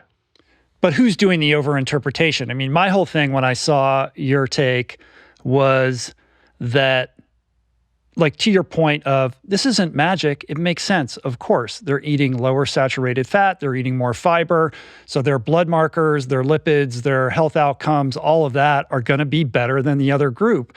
And my whole thing is, well, isn't that the point? Like, you're making their point for them, which is that this is a healthier way to eat because by its very nature, it's lower in saturated fat and higher in dietary fiber, which of course it doesn't have to be magic. It just is what it is. And whether or not like there's anything to vilify about animal proteins or animal products is really beside the point. Like if you're creating an environment where this is what people are eating and it's crowding out other bad habits, it's going to drive better health outcomes. So I love that you're challenging me on this. And so my response to this would be, so the same way that omnivores or people who are very pro animal product will say, well, see, if you're going to build muscle on a vegan diet, it's got to be much more, you can do it, but you got to do a lot more work. Okay, can go the other way too. you could probably still get low saturated fat, high fiber, high polyunsaturated fat on that omnivore diet, eating things like fish, very lean sources of protein. Either eating less meat or eating different types of meat and eating more cruciferous vegetables and all these other things that are higher in fiber. Right. So in that aspect, now on this side, you're going to have to do more planning and more work, right? So the same thing does apply, right? So I don't disagree with you on any of that. I guess like my point would be, if you plan appropriately enough, you can do it, but it does require some work. And so again, that's I try to be intellectually honest about this, whereas like some people over on this camp will be like, well, vegan diet takes so much planning to make sure you're getting all. You don't really hear me saying that a whole lot with specific instances. But then, okay, well, on this thing, like to get enough fiber, because I eat about 60 grams of fiber a day, it does take some planning. Like I do have to like purposely make sure I'm eating quite a bit of fruits and vegetables. Sure, but if you're controlling for calories and you're increasing your fiber, which means you're increasing your vegetables, dark leafy greens, all that kind of stuff, that's going to cut into the amount of animal products that you're eating. So by definition, that will have to be reduced. Yes? Well, you're, again, going to have to do a lot of planning, right? And if you are, like, I have a little bit more easy time because I'm eating 3,400 calories a day, right? So I can get a lot of fiber in and still have room for, lean meats and those sorts of things. But your average person who maybe is trying to eat 1,500 calories or 1,800 calories a day might have a harder time. Sure. Right? I get it. I get it. I think I'm looking at it from the perspective of the average everyday person in a food environment that is kind of leading them towards heart disease, diabetes, all of these chronic lifestyle ailments. And they're going to lunch, it's 1 o'clock on a work day, and they're with their colleague and they sit down and they have a choice. Like, am I going to get this or the, like in just a real world, like tangible context, and just say, hey, listen, if you swap these things out and you just eat this instead without thinking about it, you're going to reduce your saturated fat intake. You're going to increase your fiber.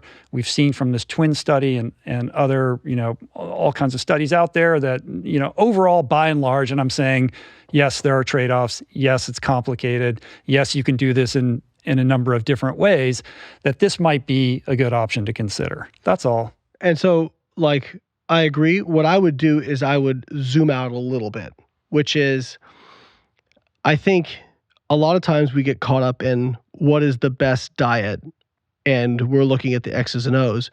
We also have to take into account what are people consistently executing. So what I'll say, hey, if you like a plant-based diet, you can consistently stick to that, and you're doing it the right way, because you can do a good plant-based diet. And you can 100%. I mean, that's a whole. I'm with you 100% on that. Because if you're getting plant-based Oreo cookies, it's never been easier to be like the worst, most unhealthy plant-based person ever. But the same goes for low carb too, because you can go to the grocery store and get keto ice cream that has more calories than the normal ice cream, right? So there's a right way to do both of those and a wrong way. Because what is the reason that somebody, for whatever reason, plant-based clicked for them and they were able to be really consistent with it, whereas another person struggles with it, they go on a low carb, all of a sudden they're consistent with it. Or they do intermittent fasting, all of a sudden they're consistent with it. They do calorie counting, all of a sudden they're consistent with it.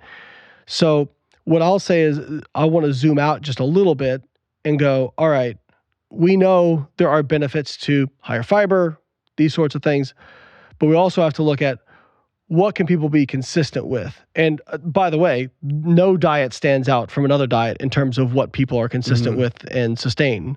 But the one thing I will say is, hey, I mean, as an athlete, this consistency is way more important than perfection, right? And so most diets fail not because somebody didn't have they didn't get their B12 or it's because they stopped doing it. They abandon it. Right. And so, if it's plant-based for somebody, heck yeah. And I would always say, like, plant-based means mostly plants, right? And so I would argue that most people should be eating plants relatively heavily, even for people who are omnivore. If you choose to be omnivore, you still need to be eating a lot of plants and fruits and vegetables, right? Because we've already talked about the benefits of fiber. But again, I go back to, all right, what can somebody consistently execute? And if that's plant-based, awesome. But I'm also willing to hold out that, hey, if somebody loses 50, 100 pounds on a low carb diet and they tried all these other things and for whatever reason that clicked with the algorithm in their head, I hold that open too. I look at this stuff as kind of tools in a tool belt, right? And when we look at long-term, like kind of, and now I'm kind of specifically talking about weight loss, right? We look at long-term weight loss studies. They see really no differences long-term between any of these popular diets. But when they stratify them for adherence, there's a linear effect, right? So again, kind of going back to, you have to do some form of dietary restraint in order to get results, right? Whether it's counting calories, whether it's plant-based, whether it's low carb, intermittent fasting, whatever have you. But probably pick the form of restriction that feels the least restrictive for you. Like you talked about, like plant-based feels easy for you. You don't have to think about it. You do it. It feels easy. Yeah, right? I don't know that it was easy in the beginning, but it's easy now. Well, it's just like any change that you make, you have to understand that it's going to be uncomfortable and you have to weather that discomfort because you're being deprived of the things that you crave and that you're used to. But there is light at the end of the tunnel, like those cravings dissipate, you acclimate to this new environment, and what used to feel like a heavy lift now is second nature. I mean, that's like any behavioral change. I do want to, why don't we take this opportunity to shift gears a little bit? Yeah. When I think of the work that you do and kind of how you acquit yourself online, you're a good faith actor. You know, there's a lot of misinformation out there. There's a lot of bad actors who are prone to, you know, the influences and the incentives of the internet to make wild claims. And you're very quick to call these people out. You're not tribal in any way. Like you'll call it like you see it across the board, no matter the tribe. And just as a little bit of backdrop, you know, I've been podcasting for over 11 years at this point. I've been plant-based for 16, coming on 17 years. And as the podcast has matured from something that barely anybody listened to a pretty large platform, I've tried my best to shoulder the responsibility that comes with that, to be really discerning in who the guests are that I host. And I've made mistakes in the past. I think I've done some good as well. But I think one thing that I spend a lot of time thinking about is who the people are that I invite on the show and what that means and the impact that that's having on a very large audience. And I'm not sure I can say the same for a lot of other people out there with large platforms who will go directly towards the incentives to host anybody who's got the next hot take or the reductive claim that's very binary and simplistic. And I think it's important that there are policemen out there like yourself to right wrongs and, you know, correct the record. I don't know if that's a losing battle. Like, do you feel optimistic about, you know, the future of information, the information landscape, not just respect to diet and nutrition and fitness, but overall, like this is a kind of plight on humankind. And I would imagine there are despairing moments where you feel like, am I just shouting into the void? And I'm here to tell you that you're not. Like, I think you really are doing good. And I think it's a real public service. Thank you. You know, we've chatted a little bit, via email and whatnot. And I think it's very obvious that both you and I we just want to help. Like, we just want to try and get some good information out there. And, you know, I was on a podcast a few months ago with a friend of mine, and he described it as a fire hose of information coming at people. And I think you have to almost reframe it, or I have to reframe how I'm approaching this, because there's probably no winning. You know what I mean? In terms of, for every, you know, thing I swat down, here comes 100 more, right? And if you saw my DMs from people sending me things, I mean, it really is like, I kind of have to triage with it, right? What is the most damaging information? What can I make a little bit entertaining so that I can get some eyeballs? And what can I provide some good education on? And so I kind of look at it as, I don't know if there's winning. This is kind of like an infinite game.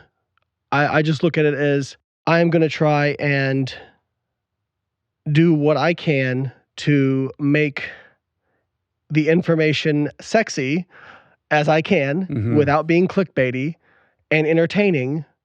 And hopefully over time, I'll help equip more people with the tools to discern this stuff for themselves. And one of the things I have a great passion of talking about is kind of not just, hey, here's the information.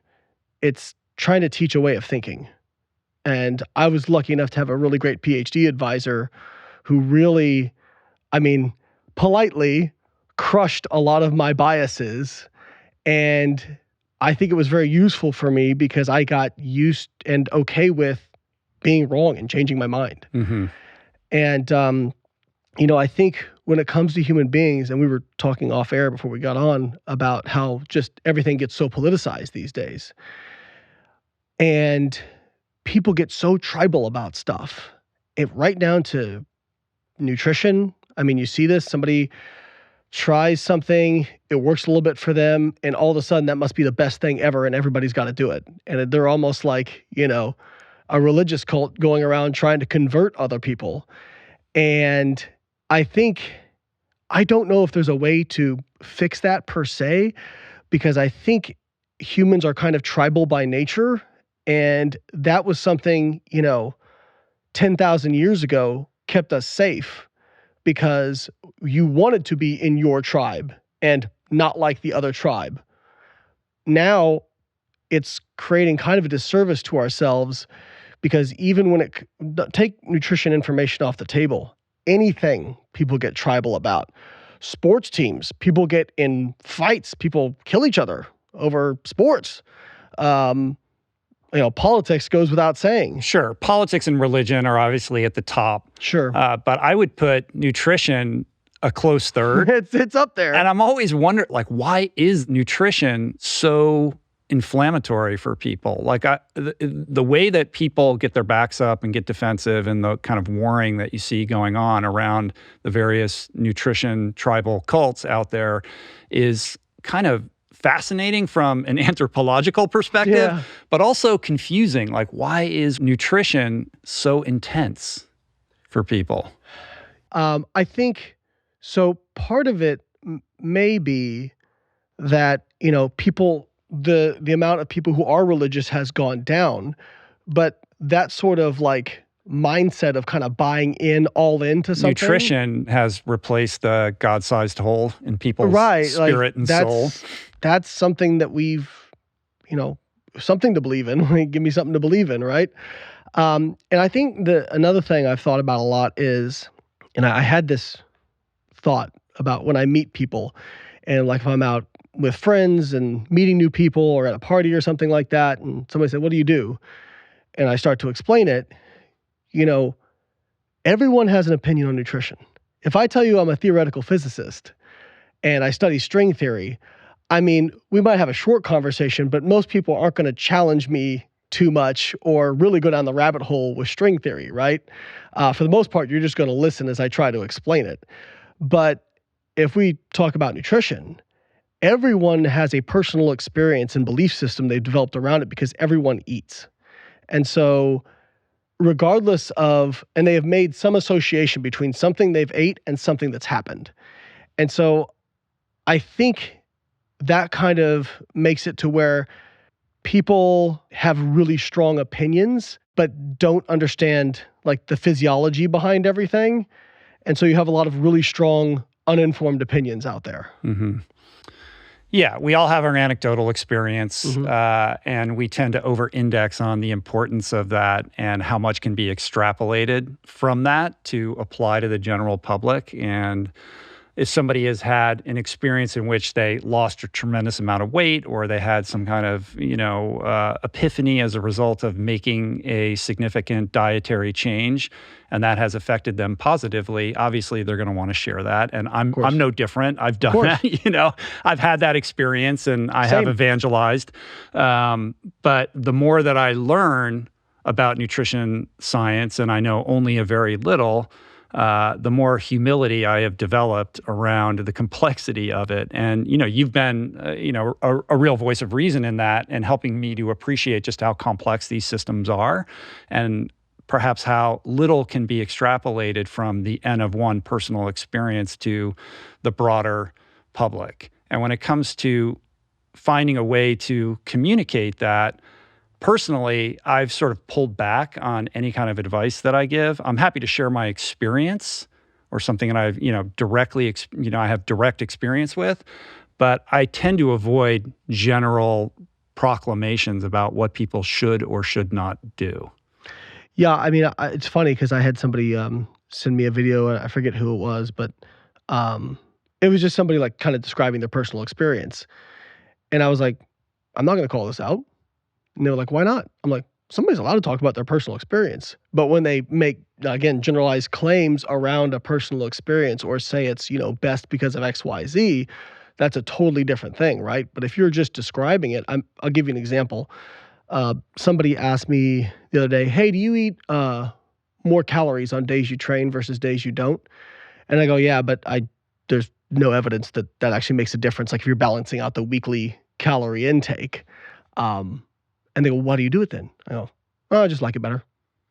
And they're like, there's no scientific, no, I kind of got doing that from my bodybuilding days because, when I got started, all you had was the bodybuilding magazines. And so they would say, eat a lot on days you train and eat less on days you don't. And that was kind of my bias. And so I just got in that habit and I just kept that habit. But I'm like, if you don't want to do it, and if you feel good just eating the same thing every day, then do that, Very dissatisfying response to that person, I would imagine. I know, everybody gets so upset. They're like, I want give me some trick, some hack, Well, when it comes to helping people better discern fact from fiction and bad actors from good actors, let's talk a little bit about what some of the red flags are. I mean, to me, it generally begins with a sort of outrageous claim on the heels of a statement that goes something like, everything you've ever heard or been taught is wrong, they're lying to you, and there's just this one thing that you need to do that is kind of counterintuitive, but if you do it, all your problems will magically disappear. Yeah, I mean, that's one of the influencer formulas out there, right? I think that is really appealing to people because this idea of like secret knowledge, that people who are getting results, there must be some kind of secret they have to have gotten the results that they've gotten. And quite frankly, it works. I mean, people buy it. But you've been a very high level athlete, right? And my guess is there wasn't a whole lot of magic in it. It was just a lot of repeated, consistent work. Like, obviously, I'm sure you had, good coaches and those sorts of things and had a good game plan to follow. But the magic you're looking for is in the work you're trying to avoid for the most part. All the gains are in the least sexy stuff ever. And you know that, Absolutely. As a powerlifter and bodybuilder for many, many years, has been training forever. There's just no way around it. And nutrition is obviously fundamental to your progress as an athlete. But there isn't any kind of magic secrecy to that at all. It's really about, everything is about consistency, obviously. But there is something about the kind of primate human brain that lights up when it's been told that there is this thing that's hiding, behind the curtain, and I'm going to tell you what it is, that gives people a sense of agency and excitement, makes them feel special, that overrides that default to good judgment and experience. We believe what we want to believe, and it is, especially when it comes to, like you kind of pointed out, the conspiracy aspect of they're lying to you. It's the food companies and the government conspired to get, and they made you sick, and that's a very sexy thing for people because nobody wants to believe that their actions led to them being right. It wasn't your responsibility. Right. And, on a broader scale, when I got into grad school, it's interesting how the arc of my thinking has gone. I got to grad school very much in the camp of not completely all the way there, but close, of if you're obese, it's because you're lazy and you're just not diligent or disciplined enough. And then the more I was just around people, when you're young, you get very black and white and you have very strong opinions and you just haven't had life kick you in the teeth enough, And I realized, one, there were things, I was very disciplined as an athlete, for nutrition, for scholastics, but there was other things in my life I was very undisciplined about. And why didn't that translate, right? And then I kind of took that back out and thought, look at all these obese people who are very successful in other aspect of their life. It can't just be laziness, right? And I think what people have a real difficult time with is, I think Will Smith said this, they try to tie like fault and responsibility together.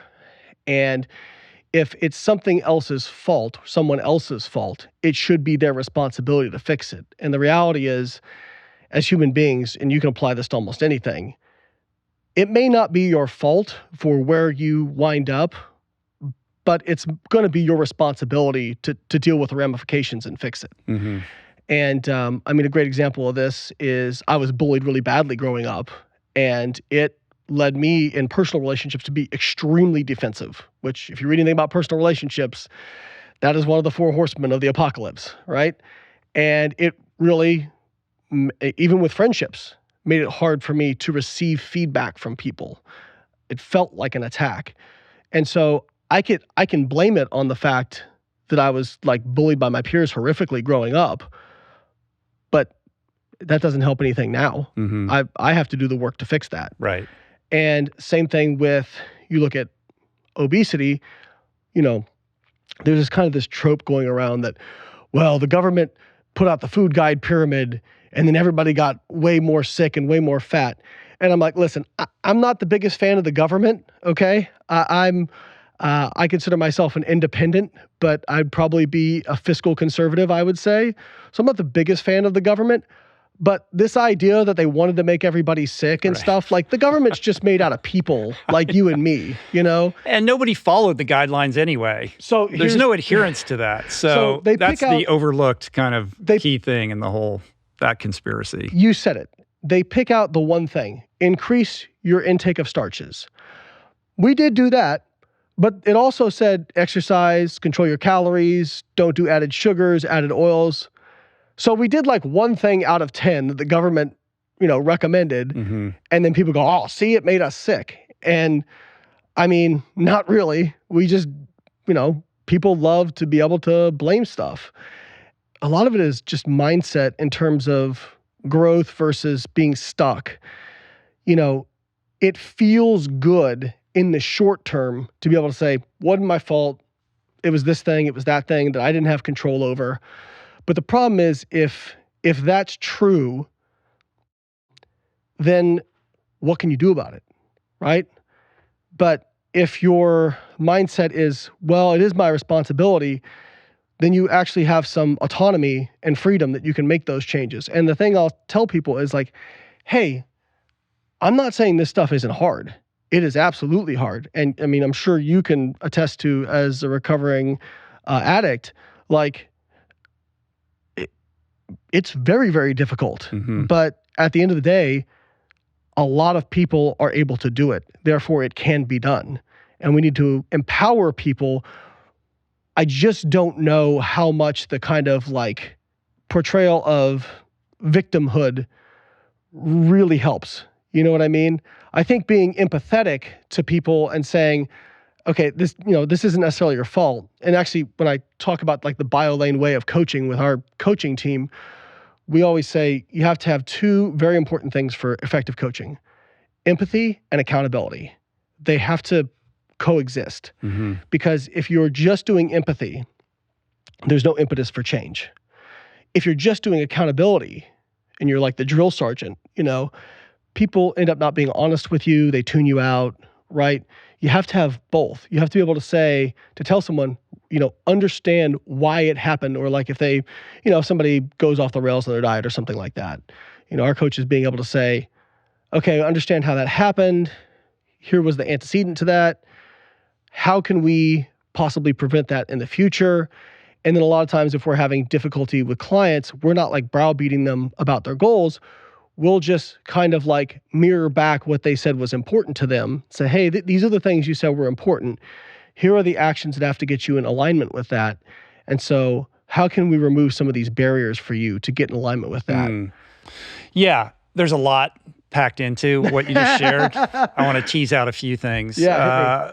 First of all, this idea that you had a kind of very binary notion, at least with respect to weight loss, like, hey, listen, if you're obese, like, here are the things you do. You must be lazy because you're not doing them. And then growing into an appreciation of the psychology that comes into play and the nuance of people's experiences that complicate these things. I mean, I had a similar journey with that, with just substance abuse and recovery, as somebody who really believed in the power of self-will as the engine to achieve anything. And every success that I had as a young person, I could point to that as the key thing that allowed me to overcome obstacles and make my way in the world, until I was confronted with alcoholism. And all of that self-will not only failed me, but actually made the problem worse. And then I had to really let go of that and understand that this was much more complex. Well, do you think that was because of like that will? I'm honestly asking for my own edification. Like, do you feel like you felt very ashamed when you weren't able to do it, and that kind of like, oh, of course, pushed you into it further? Of course. Yeah. So my like capacity for hard work, my ability to kind of outsuffer the next person served me very well as a competitive swimmer and as a student. Like, I could study really hard. I could, overcome a talent deficit gap and like make my way forward into the world. And I was rewarded for that. And so I just thought, well, this is how I'm going to do everything. I'm just going to be the hardest worker in the room. I'm just going to apply this capacity for hard work and suffering to all of the tasks in front of me. And alcoholism was something that, I kind of privately went to war with, using that one cudgel that I had in my toolbox. And it didn't work, and it just made me more and more ashamed. It made the problem worse, and it became very confusing. Well, if this is not working, like, I don't know what to do now, until it got so bad that I had to raise my hand and let go and allow other people to help me, which was very humbling. But that humility, in the long term, serves one well as a greater appreciation for the complexity of the human animal, right? And I think the longer that, I've done this thing, sitting across from people and talking to them and hearing from and communicating with so many people who struggle in various ways in their life, you realize that psychology is really the key when it comes to anybody trying to make a positive change or overcome an obstacle, not the least with, weight loss or making a change in their diet. The limiting factor is generally psychological in nature. Otherwise, it would just be, here's your list of things to do, and you would go and do them, right? But that's not how we function. We're emotional beings. And as somebody who has worked with thousands of people to help them make better choices, I'm sure you've had a similar kind of analogous experience with, maybe frustrating also, trying to help people who struggle to help themselves, which then that's where the empathy piece comes in, right? Because if you don't have that empathy, you're not going to be of any help to anybody. You can't reach and connect with people, which is really what makes a difference. It's so funny you say this. I literally was texting with my therapist this morning and with my best friend, and both of them kind of talking about like more on the personal relationship side of stuff. They're like, Layne, you are just used to like work harder, plow through it. That isn't how this stuff works. And, even like my therapist basically saying, how many times do I have to tell you like where you're coming up short, and you keep trying to plow through it. And then when you can't, you're ashamed of yourself. And so then you beat yourself up, which doesn't help and sends you back down that spiral. And, it's interesting with regards to alcoholism. My friend John Deloney, I don't know if you're familiar with him, mental health expert, great guy to have on, by the way. He said, alcohol is very good at what it does. It becomes a proxy. Instead of having to deal with whatever pain you're dealing with, it numbs you up. you know? And so if you get in that shame spiral where you're trying to do something, end up breaking, and you're even harder on yourself, well, then how do you deal with that shame? Well, alcohol is a good way to deal with that shame. And for some people, it's that. For other people, it's gambling. For some people, it's food. For some people, it's sex. And, but it's all the same thing. That shame spiral with alcoholism, yeah, you're ashamed, and then those emotions are so overwhelming that you have to drink to mute them, right? And you're sort of exacerbating the cycle. But that is equally applicable to food. Yeah. And I just know from my own personal experience, like getting sober and then being very slow to recognize the extent to which, the inner addict would grab onto food as a coping mechanism to, modulate my, emotions when they were uncomfortable. Like, well, I can't drink or use drugs, but I can certainly go to Jack in the Box. And that seemed to be a good substitute and something that I did for many years before I had, another awakening with that. And it's very crafty that way. And I think it's operating along a spectrum where nobody is nobody is free from it. Like, yes, you can end up with, a needle in your arm and in rehab, but that doesn't mean that the average person who can't put their phone down or, ends up, plowing their face into a bowl of Ben and Jerry's at midnight every night. It really is, it can be tracked down to the same thing, which is we're very uncomfortable with just sitting with our own emotions, and we're always grasping for something to take us out of the moment. And food, just like alcohol or perhaps gambling for somebody else, is very effective and reliable when it comes to that. And that makes the conundrum, like the untangling of that knot to kind of help somebody find a healthier way forward with respect to their food habits, all the trickier, because you do have to be a psychologist on some level to understand what the barriers are when it comes to people and their daily habits. Yeah, I mean, a lot to unpack in what you just said as well. So take alcohol, for example, right? Here's why the eating stuff in some ways is not that it's harder, it's just a different kind of hard. Well, because you have to do it every day. Imagine you're an alcoholic and I said, well, you still got to have 2 or 3 drinks a day, right?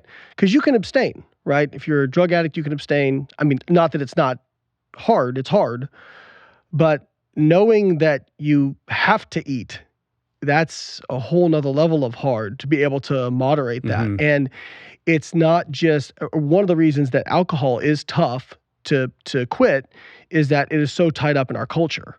Well, food is way more tied up in our culture.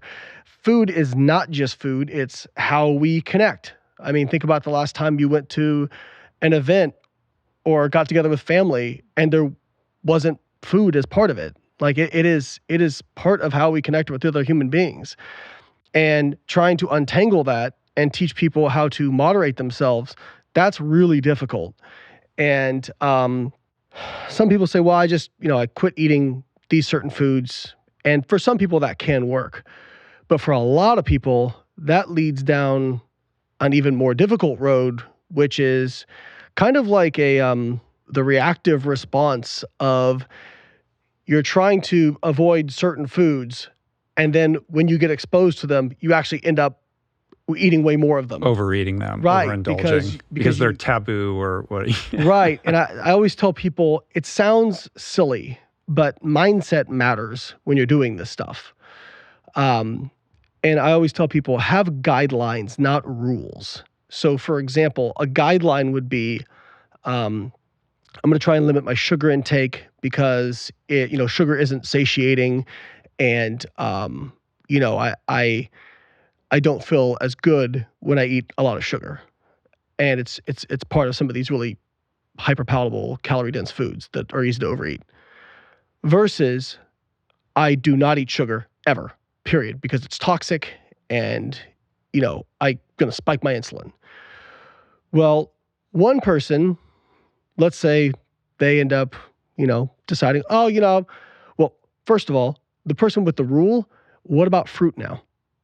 Right? Because the sugar in fruit, biochemically really isn't different than the sugar that you get elsewhere. Like, it all breaks down into glucose and fructose, So that's one problem. So you end up doing weird things that aren't necessarily healthful because you have these hard rules. Same thing with like, say, even like processed food. I'm not eating any processed food. Okay, as a guideline, probably a good guideline because processed food tends to be more hyperpalatable and more energy dense, easier to overeat. But like, how do you define processing? Where do you draw the line with that? Where do you draw the line, right? Like, I mean, there's some like, various protein powders have been shown to be, beneficial for, certain things. And even like you take, like a whey protein, for example, there's actually some evidence that it has some antioxidant capability or capacity, like whey protein concentrate. But again, if you're saying, well, I'm not eating processed foods, well, now you can't touch this stuff, right? Or I mean, it's a moving target, right? Is olive oil a processed food? Is hummus a processed food? Like if you're acculturating a food, you're processing it. I guess we can all agree what's an ultra processed food, all the terrible stuff, but then it becomes a murky area. But I guess the point that you're getting at really is when you have these hard and fast rules, and because human animals are imperfect by nature, there will probably come a point where you transgress that rule, and then you have those feelings of guilt and shame, which isn't really in service to you, right? And having a kind of looser relationship that allows for some flexibility in the long term is healthier. And I think that's right and correct.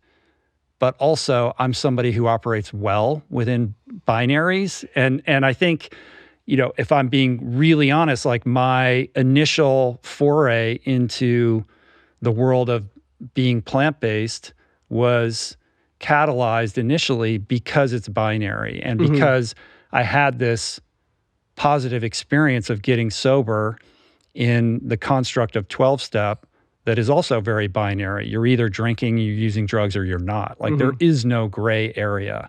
And when I was trying to tackle how to improve my eating habits, plant-based was attractive because of its binary. It's like, I don't eat animal products. And my brain could understand that. And if there's a line, that removed decision fatigue and allowed me to step into, and like, look, it's been many years, so I've had a whole evolution with this and my perspective, and I still love it and all of that, but my reasons are different and my relationship with it is a little bit different. But that binary thing, I think, was helpful to me at that time. And so I don't want to be dismissive of those kind of rules because I think they're entry points for a certain personality type.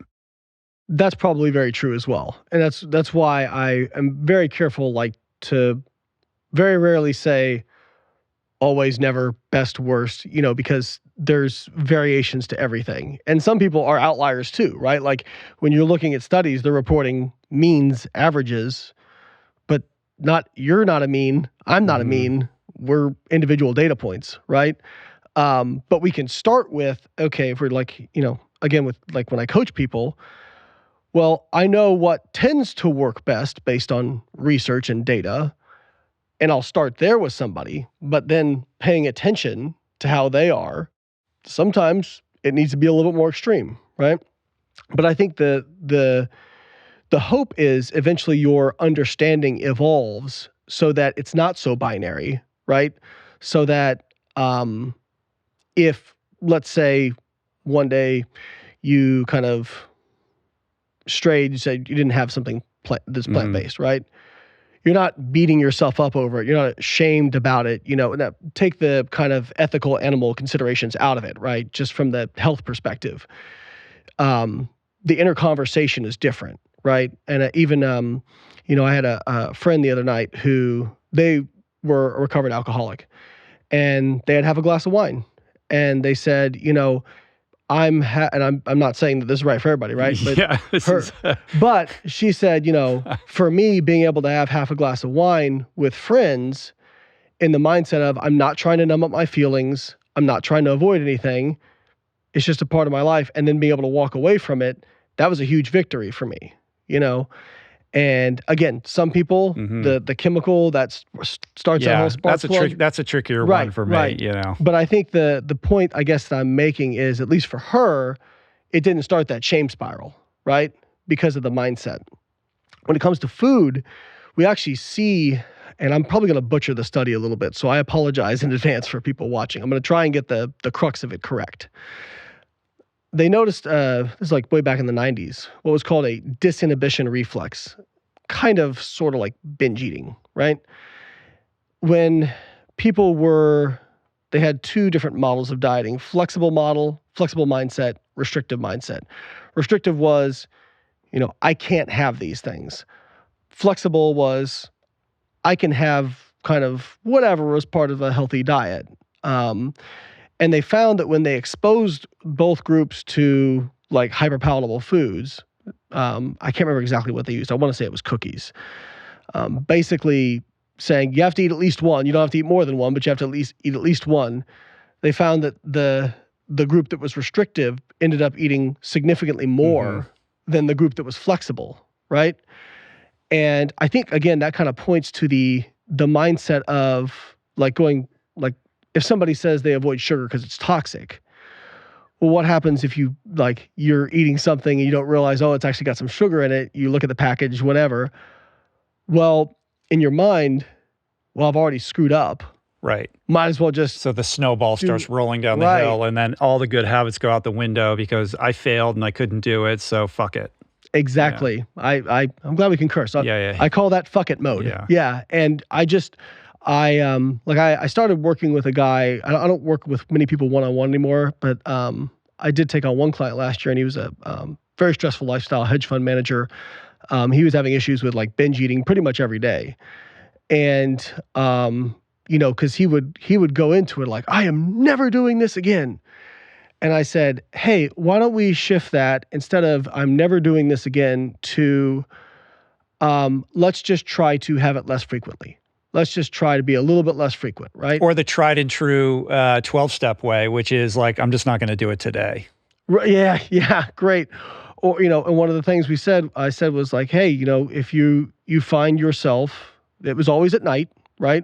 Always, because stressful day. I always say like nobody ends up screwing up their diet at 10 a.m. after they had 8 hours of sleep and they're low stress, right? Like that's not when it happens.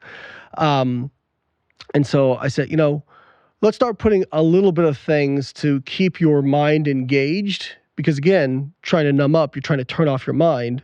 Put a Post-it on that cabinet that you tend to get into, and just not anything nasty, but just say, am I hungry or am I just stressed? And then sometimes he'd get up in the middle of the night, go out to the kitchen. I said, just lock your bedroom door from the inside. I know it doesn't stop you, but you still have to consciously unlock that door to get out. And you're just putting these little kind of reminders about just to get you mindful. And I know people who have like trouble with, for example, like bad spending habits or kind of like binge shopping, right?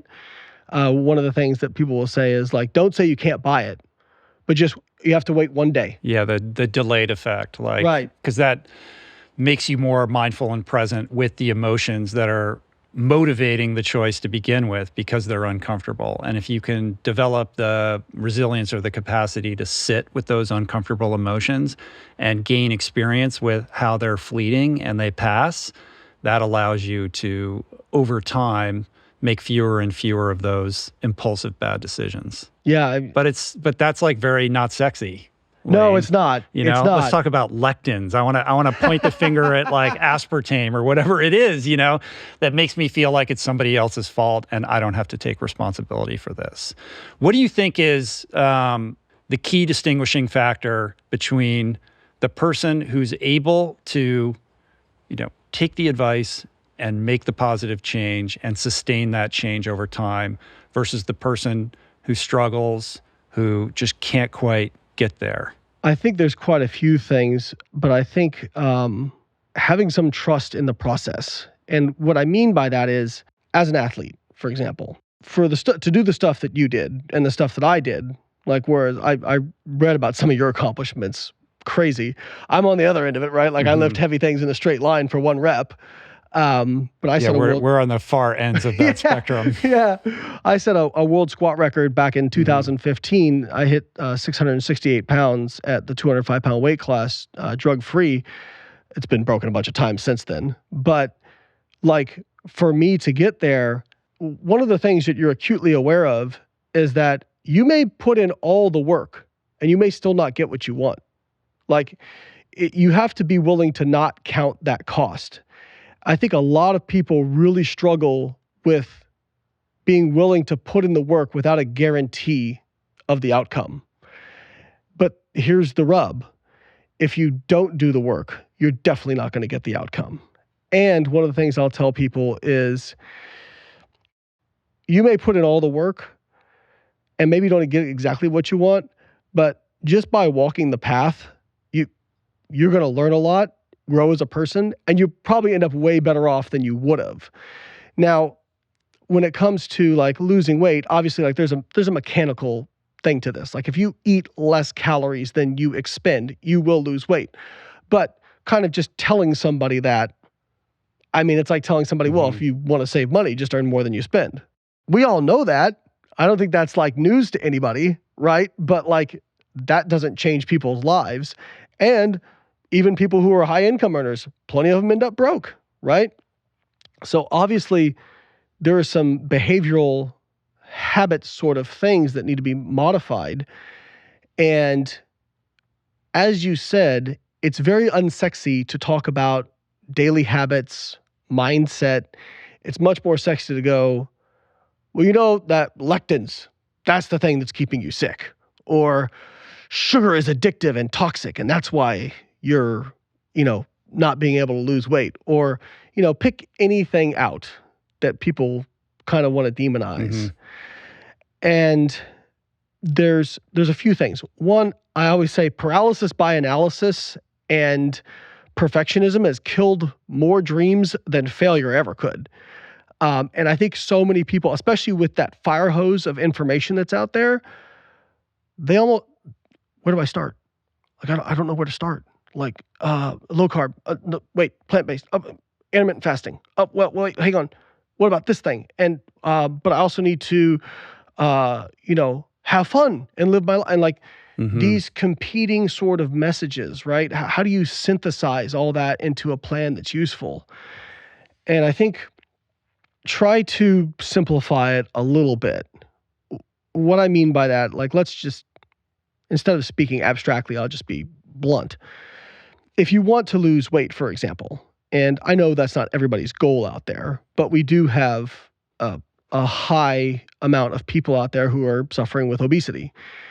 And so if you want to lose weight, you have to eat less calories than you expend. And we can, how dare you? I know. Well, and again, I always tell people insert judgment on that isn't there, right? So what I'll say that, and what people hear is, you got fat because you're lazy. That's not what I'm saying. Layne, not all calories are equal.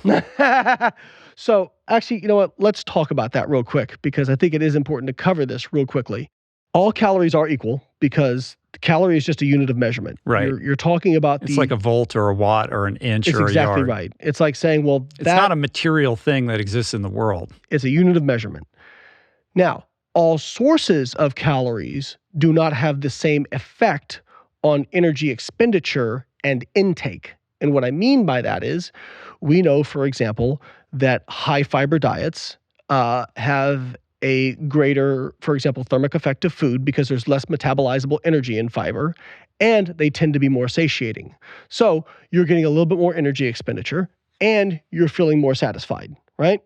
And we know with regards to protein, some of the same things, that a higher protein diet tends to be a little bit more satisfying and tends to increase energy expenditure a little bit more. So all sources aren't necessarily the same, but at the end of the day, if you lost weight over time, you did because you were in some sort of deficit. And if you gained weight over time, you did so because you were eating more than you were expending. Now, some people will say, well, I don't eat that much and I gain weight. Okay. You probably don't feel like you're eating that much, but it is so easy to overeat. People, if you're not mindful, especially if you've never had the experience of like weighing out portion sizes. I'll give an example of this. There was a classic study back in the early 90s. They took people who self-reported had trouble losing weight on low calories. And most of them, the average reporting was that they were eating 1,200 calories a day. And the researchers tracked them. Very controlled experiment.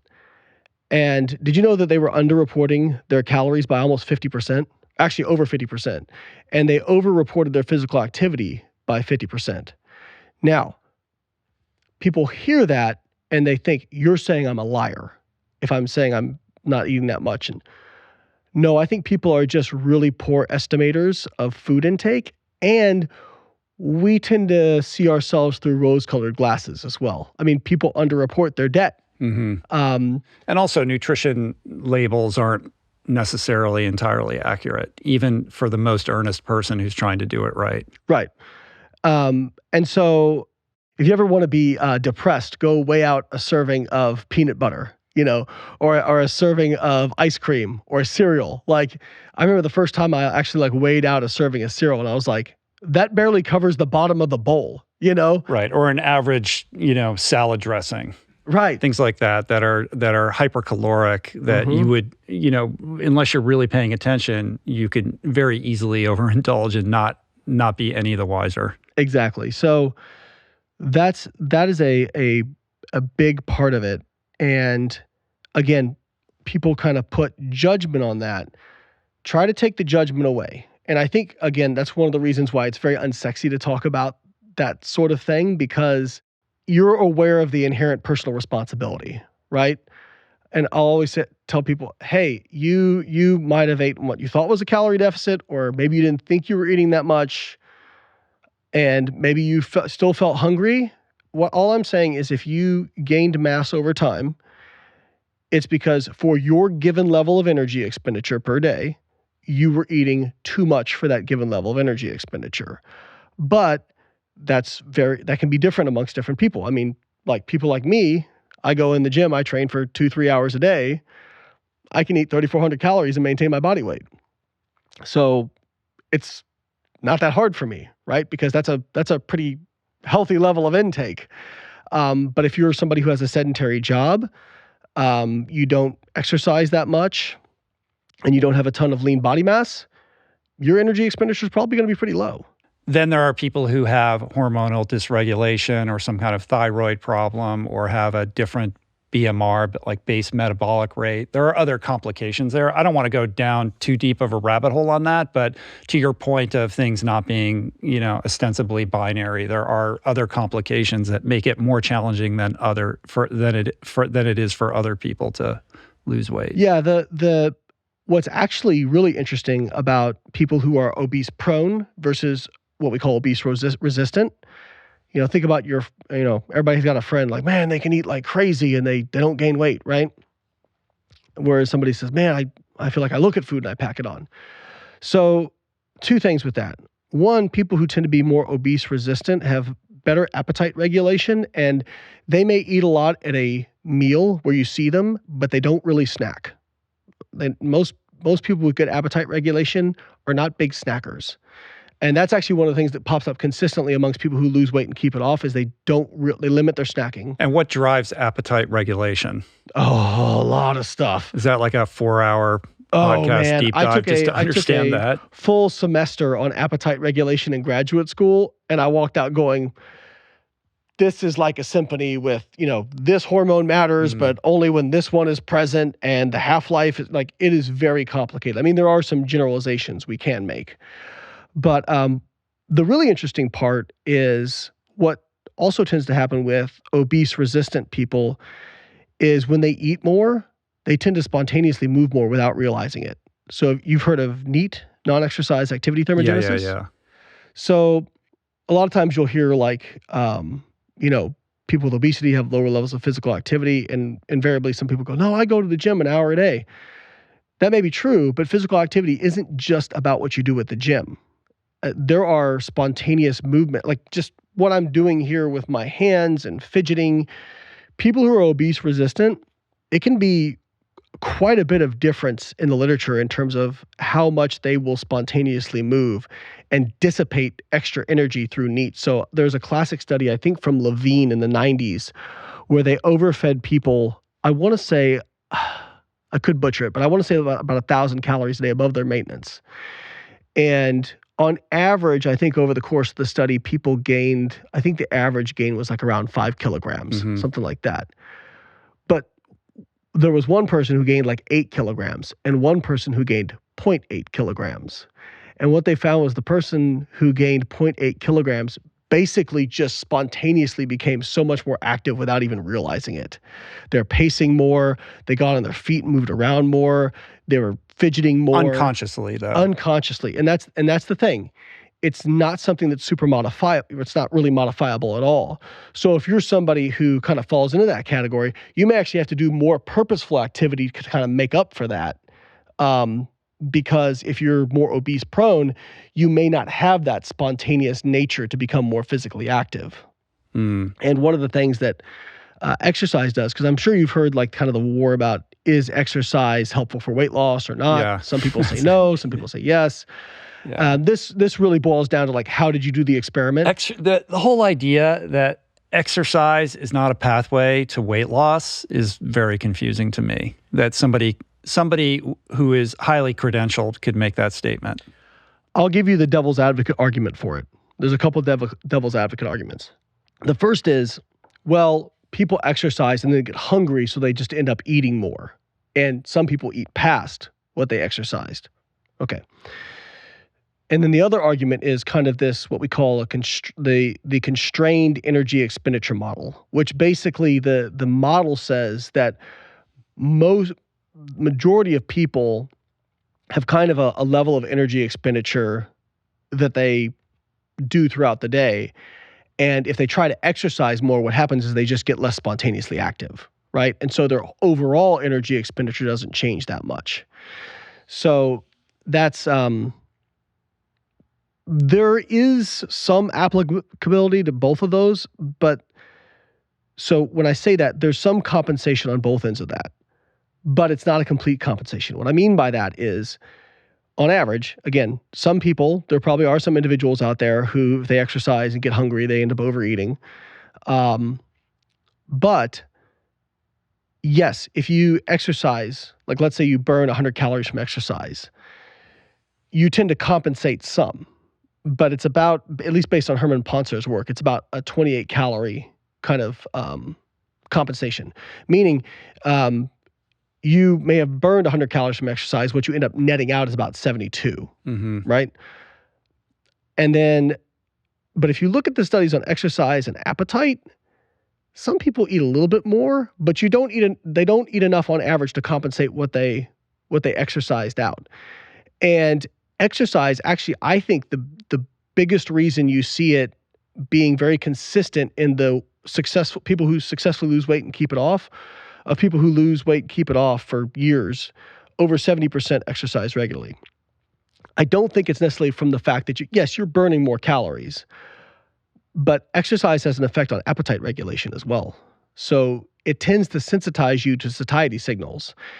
And again, there's a really classic study in the 1950s in Bengali workers where they looked at sedentary workers, lightly active, moderately active, and like basically hard labor, right?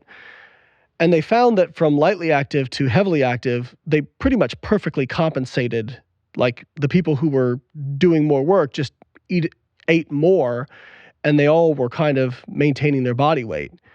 The sedentary people ate more than the lightly active, and I think more than the moderately active. So sedentary actually, when you're sedentary, it dysregulates your appetite. So now you think about what has happened to society over the last 60 years with people becoming more sedentary at their computer all day, right? And you have a fire hose of cheap, readily available, hyper-processed, hyper-palatable foods, energy dense. And even if you back up 40, 50 years, we had cakes, cookies, we had hyper-palatable, ultra-processed foods, but you had to walk down to the bakery and get it, or you had to make it yourself. The portion sizes were different too. Portion sizes were different. Big gulps, and even everything wasn't supersized. And if you look at, actually my PhD advisor talked about this. If you look at plates from like the 1800s, they were like this big, you know? Yeah. And like now you go to the buffet and you're, and that's part of it too. When you go out to a restaurant, you know, if you're, even me as a nutrition expert, I went to my first like Michelin star restaurant. I got done. I'm like, that wasn't really that much food for how much I paid, And then I'm like, hey, dummy, you weren't paying for the portion size, But that's kind of how we've been wired, right? Is, well, I'm going to pay a lot. I want to get a lot. Mm-hmm. And, and even some of the damaging messaging that we didn't realize from parents and grandparents, you make sure you clean your plate. There's starving kids in Africa. And, one of the things I'm careful with my kids is when they say they're full, I'm like, okay, fine. Right. Great job listening to your hunger signals. You know? And not encouraging the overindulgence. Right. Yeah. And now my daughter is a little negotiator, so she'll be like, I'm full. Can I have ice cream? There's a crafty workaround. Hang on, this math doesn't math. But that's a window into like the human psyche and how creative it can be to like get what it wants to meet its needs. Yeah.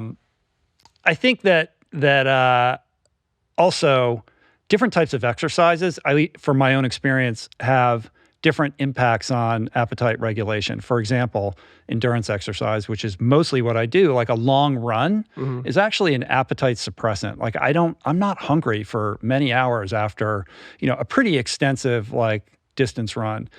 Swimming, totally different, makes me absolutely voracious afterwards. There's scientific data on that. Strength training, a little bit different. So, and I've just noticed this made mental notes over the years. But when I'm doing a lot of endurance training, I actually run the risk of under eating. But if all I'm doing is swimming, like putting in massive yardage, like I will just eat everything in sight. So there's thermoregulation that applies to that I know is a key factor. Yeah. So if you look at the research on like cold water swimming, they do see like quite a bit of increased appetite and food consumption. It's pretty interesting. But what you're saying about like endurance exercise, resistance training, people who, if they have free living people in general, I don't want to say every study, but most of the studies, if they have them exercise, they don't really start eating more, on average. Now, there are some people who will start exercising, right? And they'll go, well, now I've earned this and I can go have this. And, again, that's kind of around that mindset. But at least in terms of pure physiology, exercise seems to be very positive in terms of appetite regulation and improves your sensitivity to satiety signals. And that's actually where I think the most benefit is. And then again, it's so funny how people will kind of pick and choose their information to support whatever bias they have, right? So on the very extreme end of this, you have kind of the I don't want to say health at every size, because not every health at every size person has this position, but kind of the very like extreme end of that camp, which is obesity has no negative health consequences. The health consequences are from psychological stress because people fat shame them and those sorts of things. They'll look at and they'll make this argument. Well, diet actually doesn't work and exercise doesn't work. Because if you look at the studies, over the long term, people regain the weight, which means that your body fights you and puts it back. People regain the weight because they stop doing it. Like the research is very clear about that with adherence.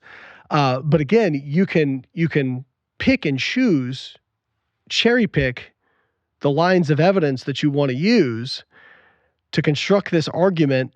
And then if somebody is prone to want to believe that, then they found and that goes for low carb, fasting, whatever have you. Yeah, I mean, there's no shortage of studies out there that can be handpicked to support whatever preset idea you already have.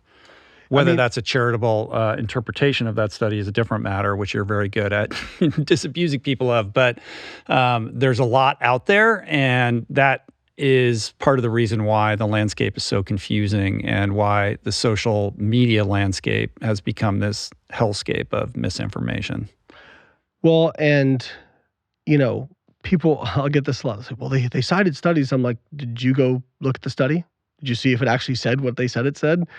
I can tell you, like when we put up articles on our site, we have right there, you can click the link, go straight to the study. less than 1% of people click a single citation. And I understand, right? Like, people are busy. And even if you click the study and go read it, most people don't have the wherewithal to disseminate that scientific jargon. It's one of the reasons I started my research review, so I could like try to kind of translate this stuff, right? But it's just really hard for the average person to pick through all this. But you've got to be really... But the average person shouldn't have to go to PubMed or, you know, go to Nature and read these studies. And I think one of the things I tell people is this gets in, you kind of have to find people to trust to be your filter. And the hard part is people don't know how to determine who is being intellectually honest. Right. Like, how do we discern the good from the bad actors? And my sense is there aren't very many people like you, because most people who are super into the research are not public communicators. It's not really what they want to do. It's not what they're trained to do. Like, they're in there doing the hard, they're not on Twitter getting into fights with people or arguing about what a study said or did not say. Right. On some level, I feel like science communication should be part of the science education curriculum, because I think we do need more effective science communicators who really understand these things and know how to translate it in a way that that really connects with the average person. Same with journalists who report on all of these things. There's plenty of kind of laziness there and, you know, not great stuff on that front. But somebody who can be, you know, kind of an antenna to help point people in the right direction, and who is, you know, a trusted, objective source of information, like, we need that. Like, we need to have people that we can trust. Otherwise, it's like you said, it's an analysis paralysis situation, because all these people are shouting at each other. Nobody agrees on anything. So I'm just going to continue to enjoy my Big Gulp and my, you know, jelly beans while I sit at work all day. And there's the danger. I don't know what to do, so why do anything, right? And when it comes to looking for people who to trust, I did a story series on this a while back on Instagram. And basically my take home was, hey, just keep in mind, you can never turn your brain off. And don't do it even with me, okay?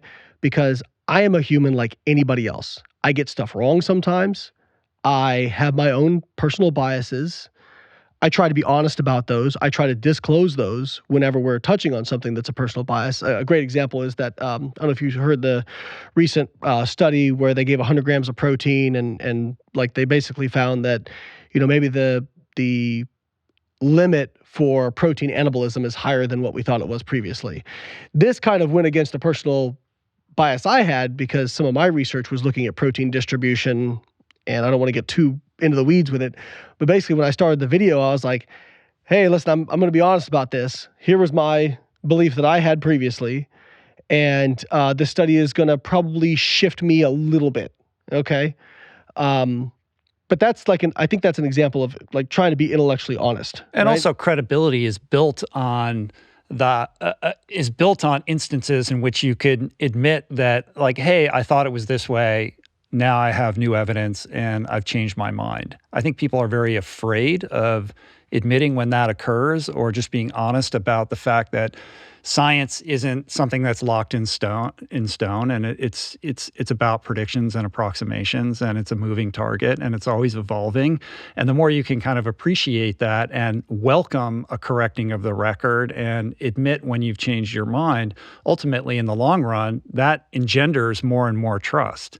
It's when people dig in and refuse to look at new evidence or change their mind because they're so entrenched in whatever ideology they subscribe to, that's where the erosion of trust occurs. They think that they're trying to hold on to that trust, but ultimately it's at cross purposes with what they're trying to do, which is have that trustworthy relationship with an audience.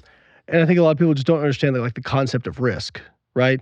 Because you touched on it, which is, and this kind of gets into why science, trust in science overall is so far down post-pandemic. People don't understand the concept of risk. So let's just take something simple, right? Seatbelts. We know seatbelt reduces your risk of being in a fatal car accident. Like, well, not being in a car accident, but dying in a car accident. Airbags, same thing. But there are some people who are killed by seatbelts. There are some people who get trapped in cars. Airbags have broken people's necks. But if you're playing the odds, you're wearing your seatbelt and you're having an airbag in your car, right? If you're playing the odds. But again, instances of exceptions to this, people kind of go, see, it's BS. And it's like, no, you just don't understand the concept of risk. Yeah, this is the equivalent of an aberration of lightning striking, right? Same token, I can find people who smoked every day and lived a long life and never got lung cancer or heart disease, right? But that's, if you're drawing it up on paper, that is not how you would do it if you want the maximum risk reduction. And I think, getting back to what I was saying about not turning your brain off, a lot of people will, first off, get focused on credentials. And I'm not saying credentials don't matter at all. I think they matter. If somebody is a PhD in a specific field and they're talking about that field, they're going to get a lot more leeway from me than somebody who isn't, right? If somebody's a physician and they're talking about something with health, I'm still going to give them a little bit more leeway than I would the average person because they've had to go through extensive schooling to get there. All the way down to like a personal trainer, like not as extensive of schooling, but still they had to learn some stuff and they give you a little bit more leeway than the average person, right? But you can never turn your brain off because I have heard it's always funny because people are like, well, this person's from Harvard. And I'm like, listen, great school. A lot of really, really smart people came out of there. I have heard some insane statements from people who came from Harvard. Okay. You can't turn your brain off. And a great example of this, have you ever heard of Nobel Prize syndrome? Yes, but explain. So if you go down the list of Nobel Prize winners, by like objective accounts, some of the smartest human beings to ever walk the planet, almost half of them believed in some sort of absolute nonsense, healing crystals, eugenics, and some other area of science. And so I think sometimes people see DR in front of a name or PhD and they go, oh, just turn the brain off because, and it's like, no, that people, I really want to emphasize this.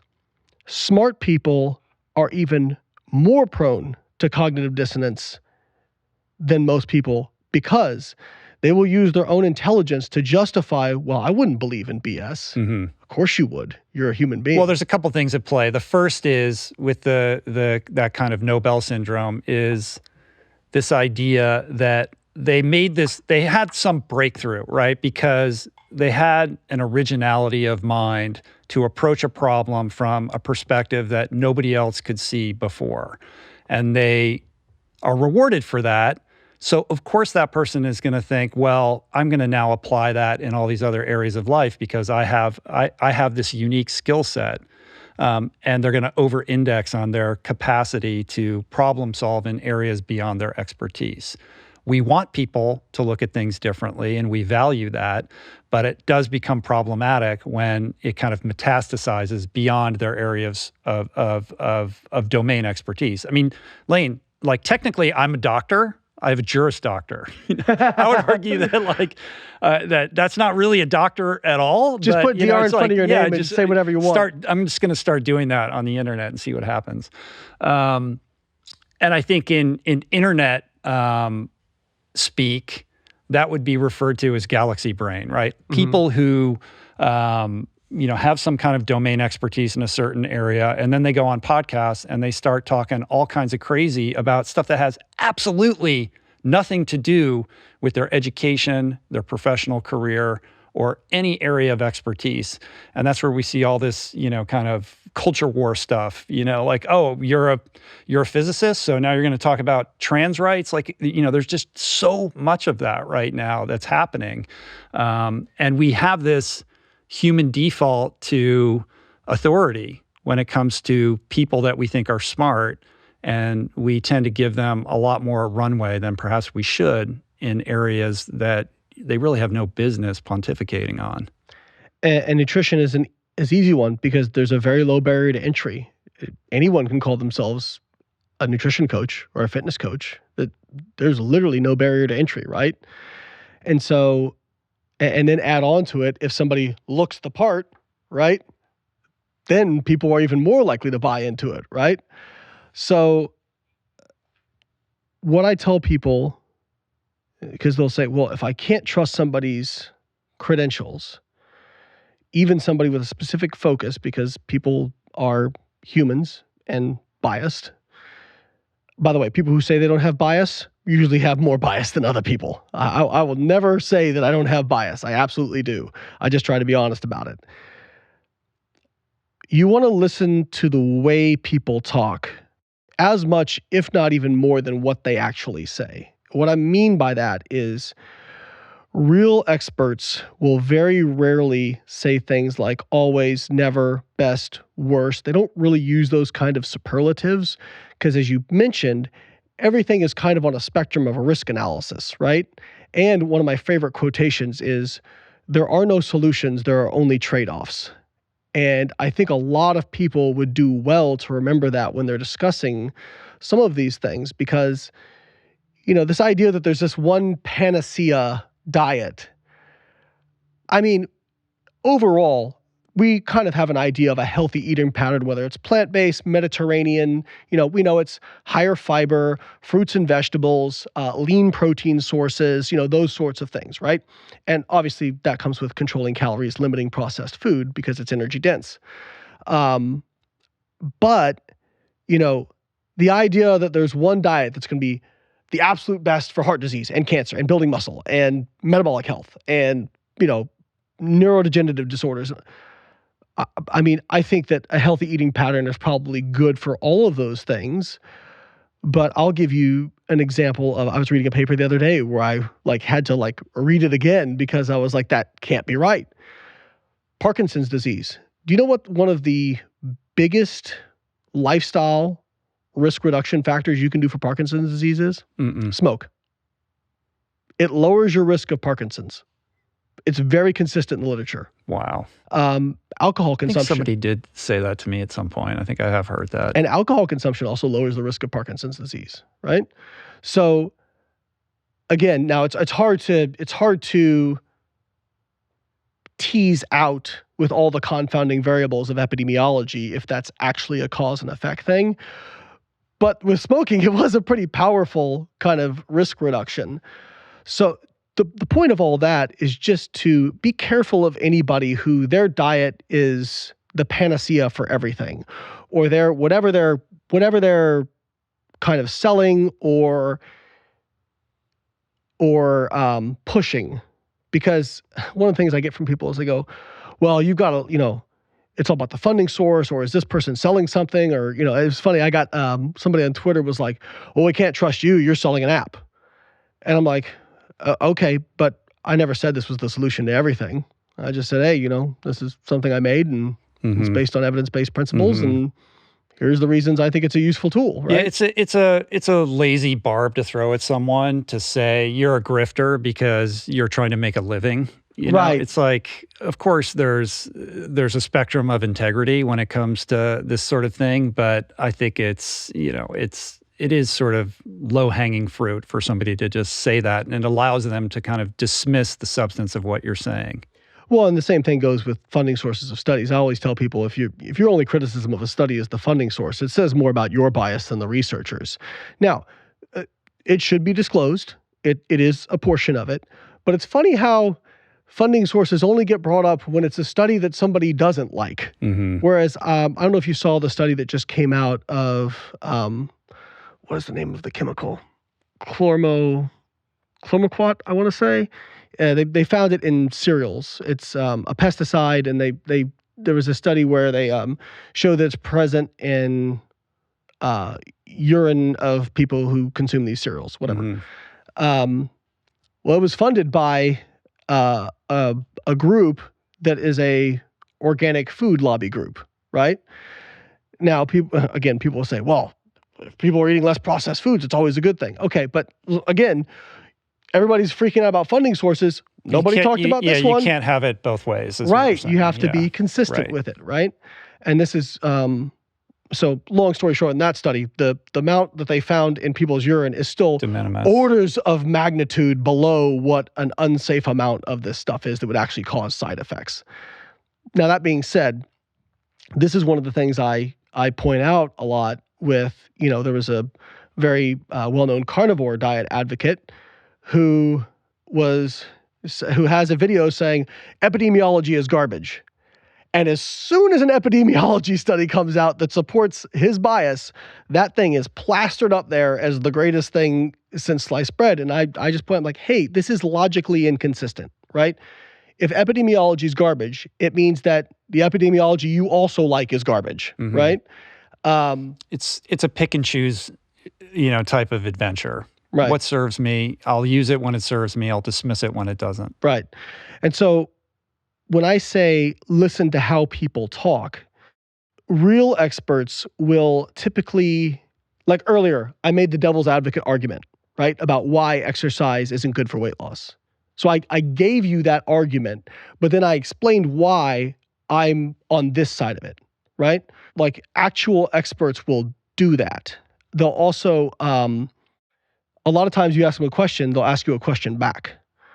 Or like, if I wanted to get ready for an Ultraman, right? And I come to you and I go, hey, what are the best shoes for this? And you're going to go, well, probably depends on a lot of different things, right? Sure. And yeah, the answer is, well, it's complicated, followed by a bunch of questions to narrow down how to specifically answer it in this context for this person at this particular moment in time. For whom, when, why, all of that. Exactly. And so I think that is what to look for. And unfortunately, it's very counterintuitive, right? Because what you're looking for is somebody who doesn't sound super certain, right? They're using words like likely, maybe, possibly. The internet doesn't traffic well in that personality type. And they want the convicted person who's going to look right to camera and say, forget about all that. Here's what you need to do. Here's why it's the best. And they're very superlative and certain and charismatic in their delivery. Right. And like one of the things that I've actually tried to get better at is not if you can't beat them, join them. But I'm like, all right, so one of the problems with science communication is we aren't reaching people, right? We're not connecting with people. And it's funny because people will be like, man, you blew up. I'm like, not really. I've been doing this for like 20 years, Now you just found out about me because other people found out about me because I was on some podcast that they heard, right? But what happened and what I focused on was, how do I deliver this? How can I make this palatable for people? Can I come up with really good analogies that still keep the nuance of what I'm saying while making it palatable enough for people to understand and make it click, right? And that's where I was like, okay, if ethically I have kind of my hard boundary of where I'm going to go, but I am going to, push up to like a little bit of clickbaitiness to try to get more eyeballs, because if they're not looking at my stuff, they're going to go look at somebody else's. And so I'm never going to go with something that I think is disingenuous, right? But I'm going to try and make it entertaining. I'm going to try and make it fun. I might be a little snarky sometimes, but like I tried for years to be highbrow, straight down the line science. Yeah. And it was like shouting into a void, It was like shouting into a void. Yeah. And I'm thankful I had a really great PhD advisor. I'll never forget this. But I was giving my exit seminar. My mom came to my exit seminar. So my mom's there. There's also high-level professors who are there. And I said to Dr. Layne, I was like, well, who do I like, how do I give this? And he goes, your mom should learn something and I should learn something. And that is the hardest to write for, right? That's the hardest to present for. And that really stuck with me, which was basically, how can you walk this line of generalizing enough that people can understand it, but not generalizing so much that it loses the core of the truth. Mm-hmm. And that is a very fine line to walk, I think. Yeah, that's a challenge. I mean, I think you do a really good job with that. The other piece to that is not condescending to the audience, like providing them with scientific information that might be challenging for some people to truly understand, but with this kind of belief, like, you can get this, like, if you pay attention to what I'm saying, even if this is new for you, like, I believe in your ability to kind of learn what I'm trying to say to you. And I think people like that because they feel respected. Yeah, and I've quite honestly struggled with that at times, right? Because I think I'll every once in a while, not every once in a while, I'll go into my comments and I'll be like, oh my gosh, guys, whew, like, how is that your takeaway, right? And hopefully I'm going to grow and get better with understanding that, if I'm going against your belief system, this is going to feel very threatening. This is going to feel very challenging. And I have had a lot of people who have actually messaged me and said, man, I used to hate you. And, you really just won me over the years with the information that you provided. Just wore them down. Just wore them down, yeah. Just I'll outlast anybody, right? And but I think, you mentioned earlier about, like, kind of every once in a while having times of despair. And I think every few months, I'll tell people, I'm like, every few months, I'll get in this mode where I'm like, what am I doing? Nothing I've done has made a bit of difference. Like, this is a waste of time, even though, like, logically I know it's not. It is tough when especially like when I'm something's so clear about how I've broken it down. And then it's like somebody just takes something totally different away from that. And you're like, how is that your take home from that? But I think, and again, having gone to therapy for 8 years now and understanding that, there's my filter on the world, and then there's your filter.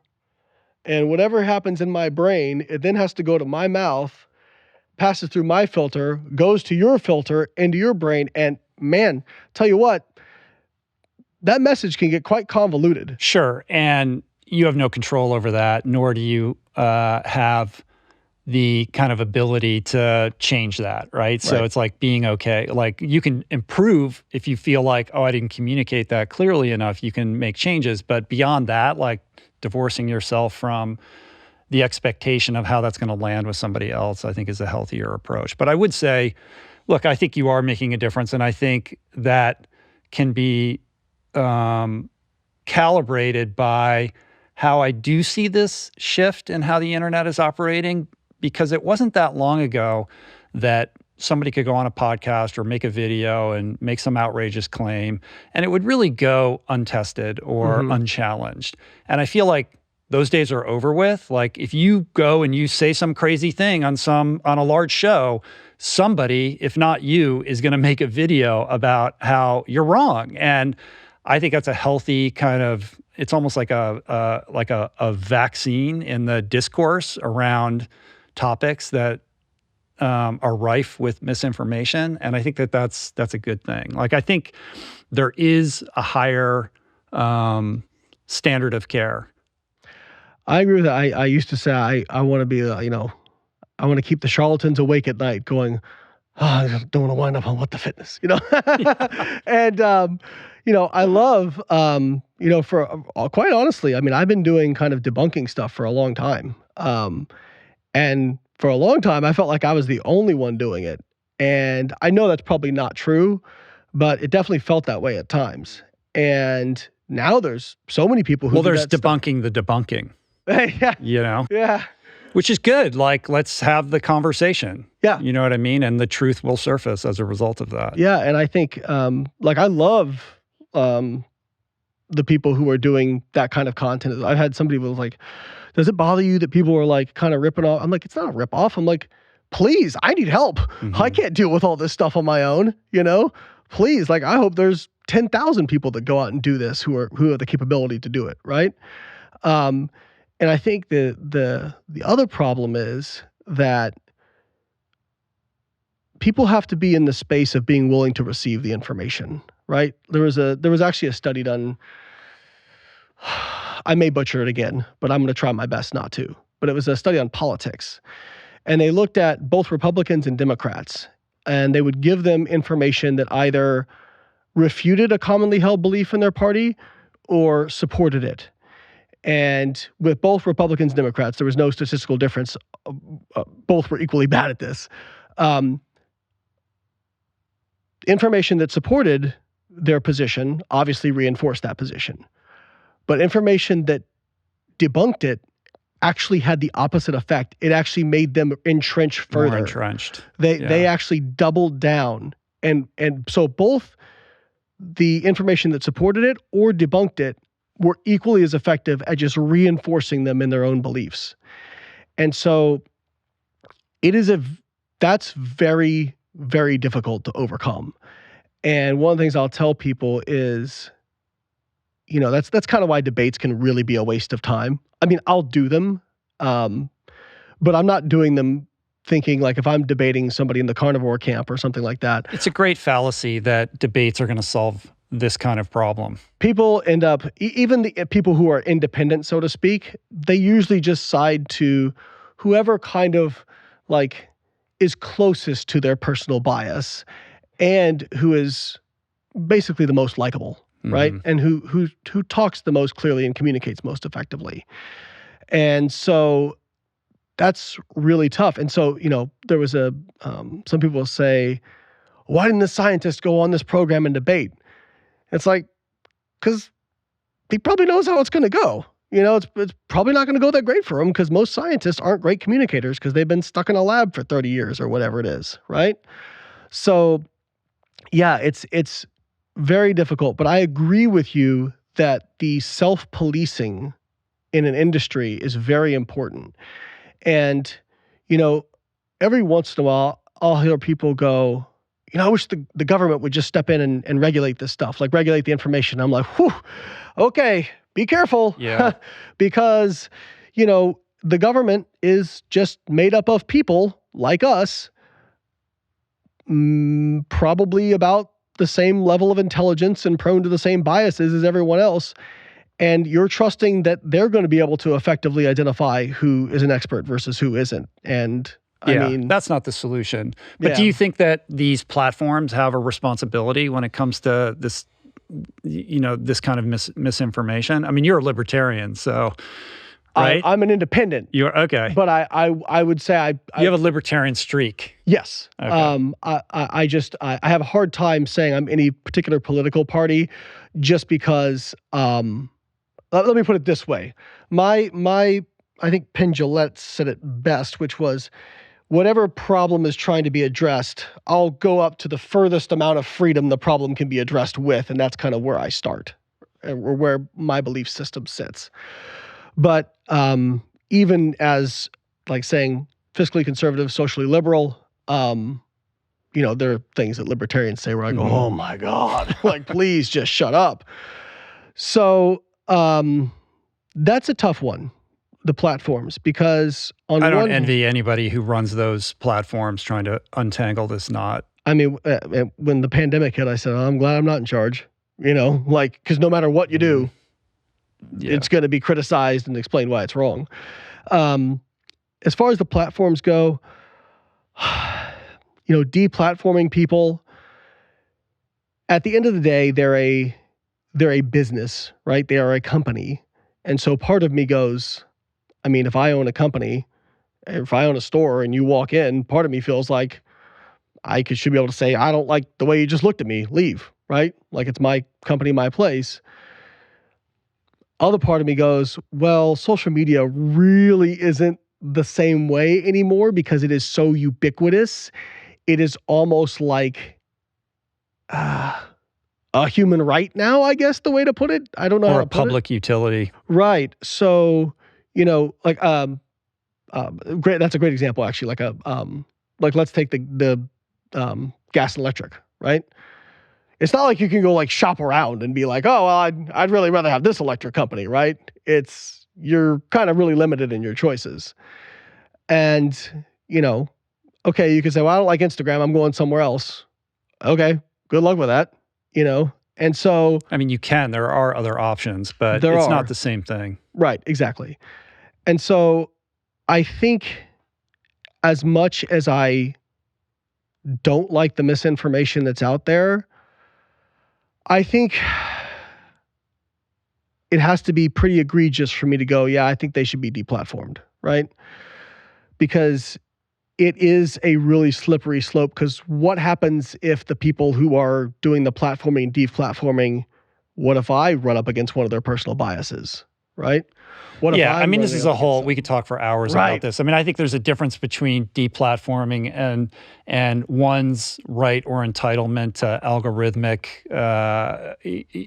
enhancement where, messages rise to the top, and the more kind of extreme or, counter narrative they are, that's what people like to engage with. And so that's what people are going to be seeing. And, is this the way that anyway, that's a whole thing, right? Like, I don't have a solution to that. I'm gathering you don't either, which kind of brings me back to this idea of identity that you've spoken about. Like the people who really are able to navigate the crevasse between who they were and who they want to become are the people who understand that an identity change, an identity shift is what's important. I am now somebody who does this. I am no longer a person who does that. So I got a few different stories I'm going to share on this one, which I think are relevant and fun. Somebody asked me one time, if I think it was Ed Milet when I was on his podcast, if somebody had a lot of weight to lose, like we're talking a big shift, if you had one thing to say to them, what would you say? I said, picture in your head the person that you want to become. Like whatever that is in term, and this can go for anything that you want to change. Think honestly about what you think that person's daily habits look like, and then reverse engineer that and start it now, right? And do you know Ethan Suplee?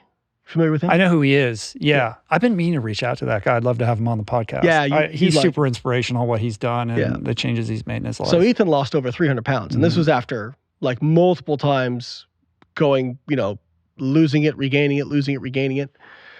And something I noticed about Ethan, whenever he posts like workout, like videos or pictures, he always has this caption, which is, I killed my clone today. And I thought, oh, that's a cool little saying, but I didn't really think much about what it meant. And then back in 2020, this systematic review of successful weight loss maintainers came out. So these were, if you look at studies and you look at the amount of people who regain the weight that they lose originally, the regain statistics are pretty depressing. I mean, depending on the statistics you're using and what you consider regain, at 3 years, it's like 90+% of people have regained the weight that they lost. So they were looking at basically the unicorns. Who were the people who lost weight, kept it off, and what commonalities do they have between them? Which I think this is actually the population to study, right? And there were things on there you'd expect, right? Most of them exercise regularly. They weighed themselves regularly because that's kind of like an auto-correcting behavior, right? They practice some form of cognitive restraint, which is, counting calories, low carb, low fat, plant-based, like some form of restraint. And then there was other stuff on there like social support was important. And they tended to snack less. They stopped eating as many snacks. And one of the psychological reasons for that is if somebody asked you what you ate yesterday, you'll remember your meals, but you probably won't remember your snacks, right? But the one thing that stood out on there that I hadn't thought about, and I just had this like, oh shit moment, and I texted Ethan immediately afterwards, is it said pretty consistently these people felt like they had to form a new identity. And I texted Ethan, I'm like, is this what you mean when you say I killed my clone today? And he said, this is exactly what I mean. He said, because that person is still in there and I have to choose to be somebody else every single day. And when you think about, I mean, like the example of an alcoholic or a drug addict, I mean, with some exceptions, a lot of times you can't hang around the same people. You can't go to the same places. You got to change. You got to change everything about your life, because in the case of a lot of those people, they have formed their entire life around that thing, right? And when it comes to food, you know, a lot of them mentioned that they, one of the hard things was they ended up with a different friend group. Like their friend group slowly changed over time. Some people may interpret that as, well, as they got more fit, they just didn't want to be around their fat friends anymore. I don't really see it that way. I see it much more pragmatically, which is if you are adopting this new set of behaviors, you just don't have as much in common anymore with the people you used to hang out with, right? And you also don't want to place yourself in an environment that correct is conducive to relapsing back into those behaviors. Well, and the other thing too is, unfortunately, a lot of the people that we align with in life, if we start trying to better ourselves in some way, sometimes that makes people feel really insecure about themselves, and they try to drag you back into that. Because it's confronting. Yeah, it's like holding up a mirror, right? Like, if you can do that, then I could have done it, and so now I feel bad about myself. Or if you're saying that you had this problem and now you're fixing it, but I was hanging out with you all the time, what you're really saying is that I have this problem, or that's how it's interpreted, or that person is then confronted with the reality that perhaps they have something they need to look at too, and nobody likes to look at their own shit. Oh, yeah. That's like not fun to be around. No, it's not. Trust me. I've been... And so those friends of yours, you know, no longer, like, you think like they're cheering for you, but then there's a psychology that ensues that then challenges that and makes it difficult. Yeah, another thing that was a part of it was a supportive partner. That was obviously very conducive to lifestyle change. For Ethan? Well, just in general, in this paper. Yeah. Oh, I see, right. But I think Ethan's story is like his wife was actually like the impetus for him, or actually originally when he started dating her, he was like, I wanted to be able to go, she liked to do hikes and stuff. I wanted to be able to like do stuff with her, you know? And it is a really cool story. And one of the things he actually said when I was on his podcast that stuck with me as well is he's like, man, Ethan, I apologize if I butcher it. And we should also say Ethan Suplee, like actor, you know him from Varsity Blues, American History X. Remember the Titans, correct. And he has a podcast called American Glutton. Yep. Right? Yeah, go ahead. So he said, there's so much arguing. The house is on fire. And everyone is arguing over what started the fire instead of just getting out of the house. And so what I would tell people is like, just get out of the house and we can figure out what started the fire later. And I was like, wow, that is such a interesting way to look at it, which is there's so much like hand-wringing and paralysis by analysis of what is causing the obesity epidemic and what just start making some changes. Like, okay, I think some of this paralysis by analysis is actually like kind of, I don't want to say an excuse, but it kind of allows people to it's not a comfort actually, zone. It's a comfort zone. Like I'm dealing with my problem. You're not dealing with anything. Right. You know, you're just delaying this uncomfortable thing that's looming on the horizon that you know you have to do. And you're just pushing it off and convincing yourself that you're in the solution when you're actively not in the solution. Yeah, my friend John Deloney, he's like, he did a post where he said, how many self-improvement books are you going to read before you just do the damn thing? And I mean, there's something to be said for that, right? Like, just start walking the path. And I think a lot of people are so, I mean, when you start out towards any goal, regardless of what it is, whether it's an Ultraman, whether it's a you don't know where it's going to loss. lead. You don't know anything, and you're not supposed to know anything. And you're going to so the analysis paralysis thing is a discomfort with the unknown future. You want to be told, oh, if you do this, it's going to end up here. Well, you don't know anything. And if you wait until you're satisfied with all those answers, which, by the way, you never will be, you never take one single step. And so The journey is about the courage to take the step when you don't know, and trust and have faith that whatever information you need will be provided probably only exactly when you need it and not before. And it's not going to lead in the direction where you think it's going to lead, but it might be a better one. It will be different. But the point is you have to engage with that journey and take those steps and walk that walk. And until you do so, you're going to just be getting the same results because you're engaging in the same behavior. I liken this to my journey. I mean, when I started out, my goal, my dream was to be a world champion natural bodybuilder. And I started walking that path. And then as I was walking that path, other things happened. The path kind of moved. Things changed. I didn't get what I set out to get. But honestly, I got something way better. Like, how many people am I going to reach as a world champion natural bodybuilder? Wow.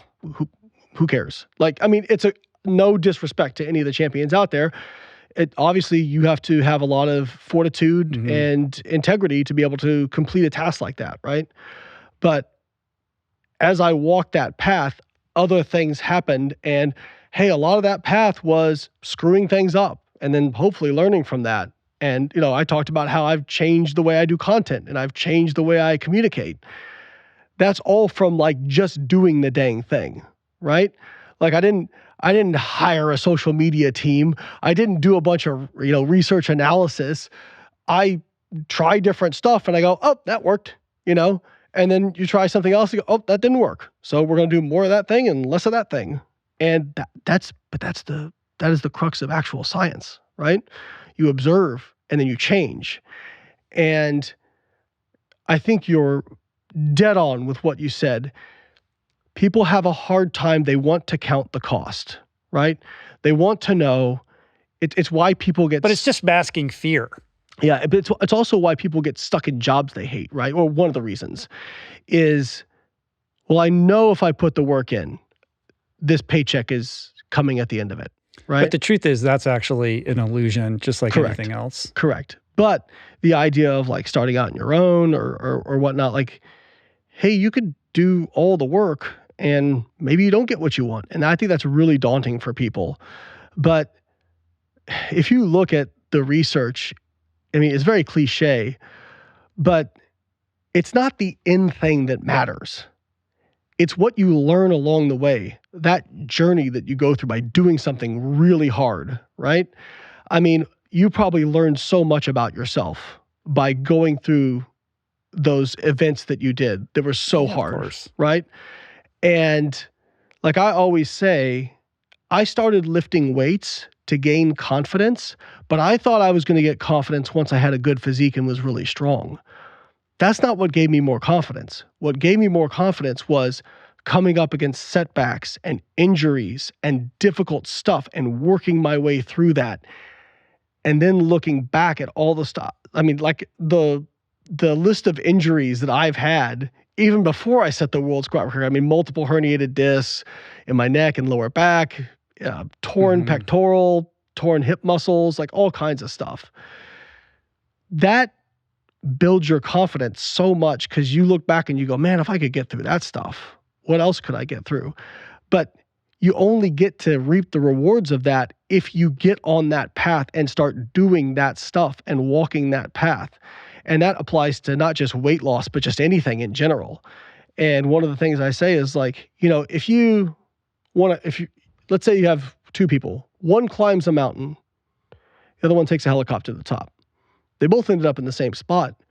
Who do you think learned more? And who do you think gained so much more? It's obviously the person who climbed. And who's the person 30 years later who's thinking about that trip still? And, and I'm sure you're this way. When I look back on like my fondest memories, and I thinking athletics and business and academia. Yeah, I think about the stuff that I won or the stuff that I got accolades for. But a lot of times I think about the lowest points of where I didn't think I was going to be able to do it.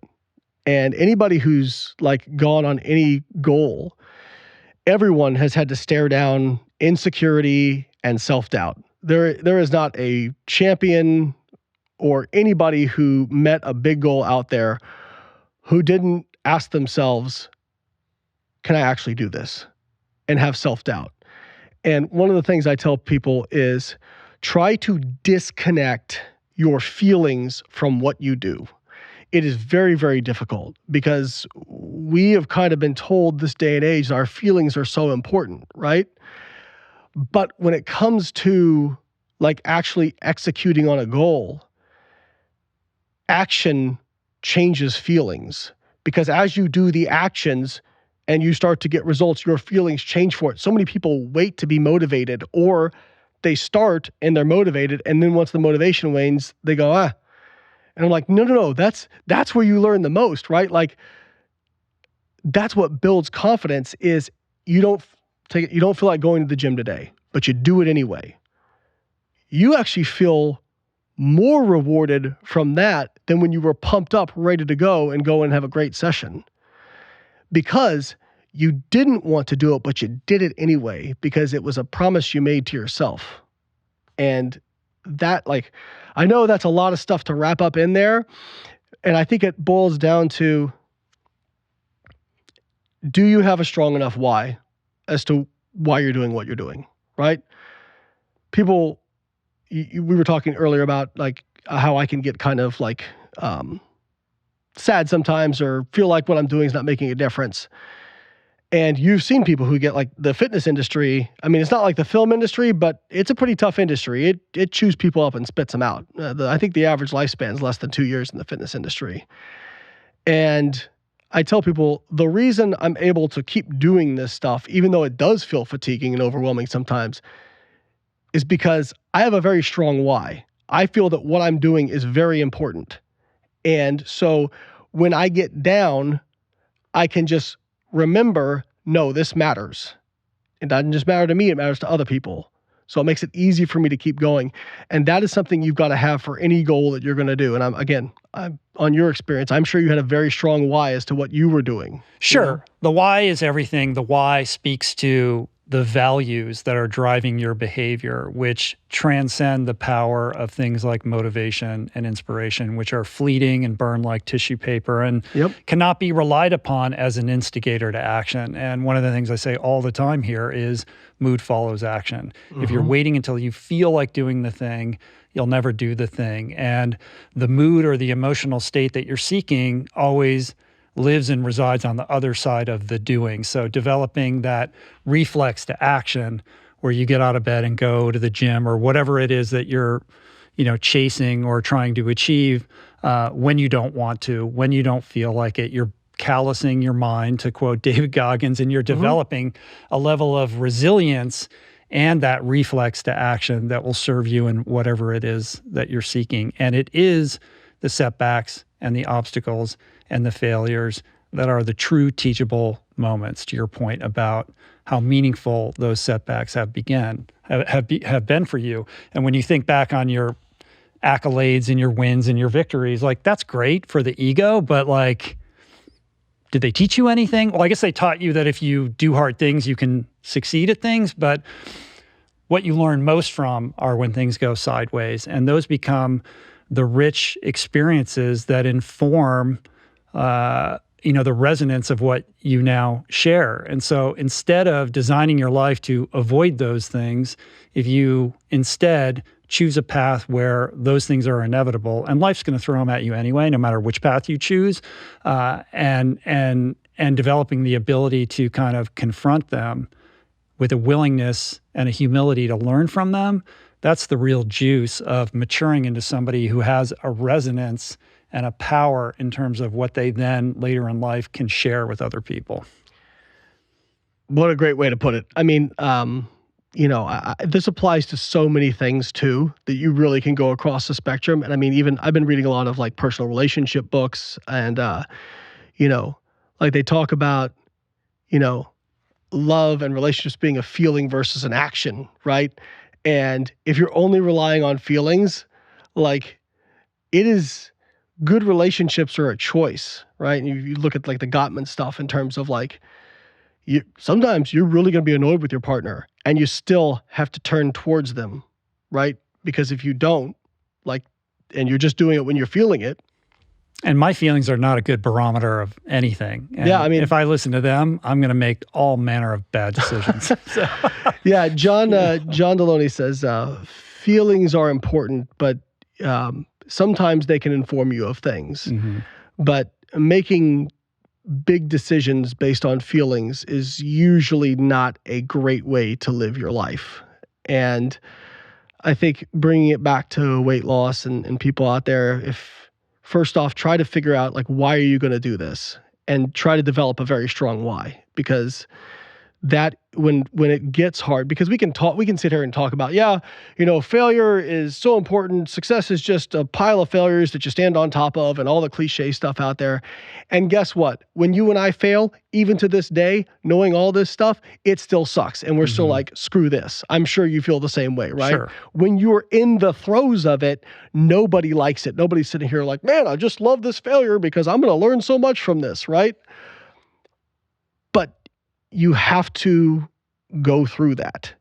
And so that is where it is so important to disconnect your feelings from what you're doing. And that is what I would tell people out there. Don't wait to feel it. Don't wait to feel inspired. Don't wait to feel motivated. Just try to have a very cold calculus of what do I want to get, and whatever it is, it's going to be some combination of work over time. And you may put in that work and time and maybe you don't get exactly what you want. But if you don't put the work and time in, you're definitely not going to get it. And I promise you, if you put the work and time in, you may not get exactly what you want, but you'll end up way better off than you are right now. And you certainly aren't going to get it if you don't begin. So maybe start with the one thing that you can do today and try to string a few of those together and build a little momentum, because momentum has its own unique, mysterious, like energy source.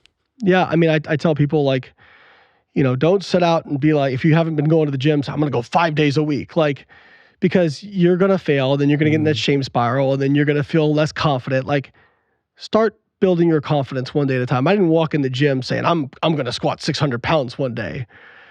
I walked in going, well, I squatted 85 pounds and that was really hard. And then the next time I squatted a little more and then a little more. And then eventually one day I was able to do that, but I couldn't see that all the way back here. No, maybe that wasn't even your goal then. That's the thing. Yeah.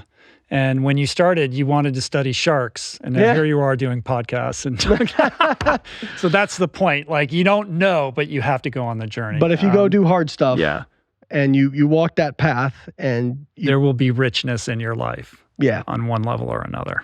I agree. Good talking to you, man. This was great. Yeah, I loved it. Thanks for having me. Super fun.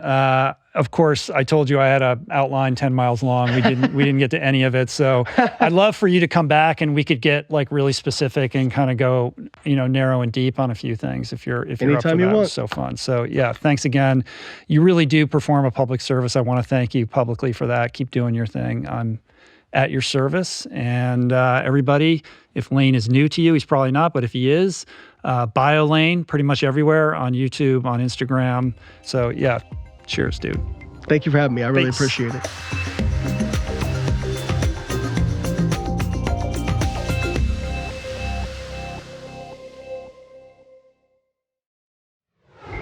That's it for today. Thank you for listening.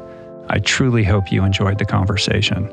To learn more about today's guest, including links and resources related to everything discussed today, visit the episode page at richroll.com, where you can find the entire podcast archive, as well as podcast merch, my books, Finding Ultra, Voicing Change, and The Plant Power Way, as well as the Plant Power Meal Planner at meals.richroll.com.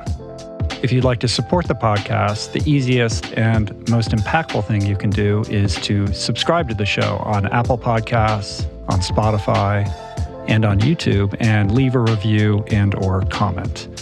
Supporting the sponsors who support the show is also important and appreciated. And sharing the show or your favorite episode with friends or on social media is, of course, awesome and very helpful. And finally, for podcast updates, special offers on books, the meal planner, and other subjects, please subscribe to our newsletter, which you can find on the footer of any page at richroll.com.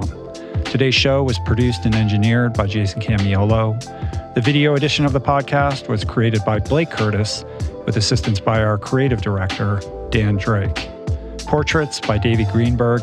Graphic and social media assets courtesy of Daniel Solis.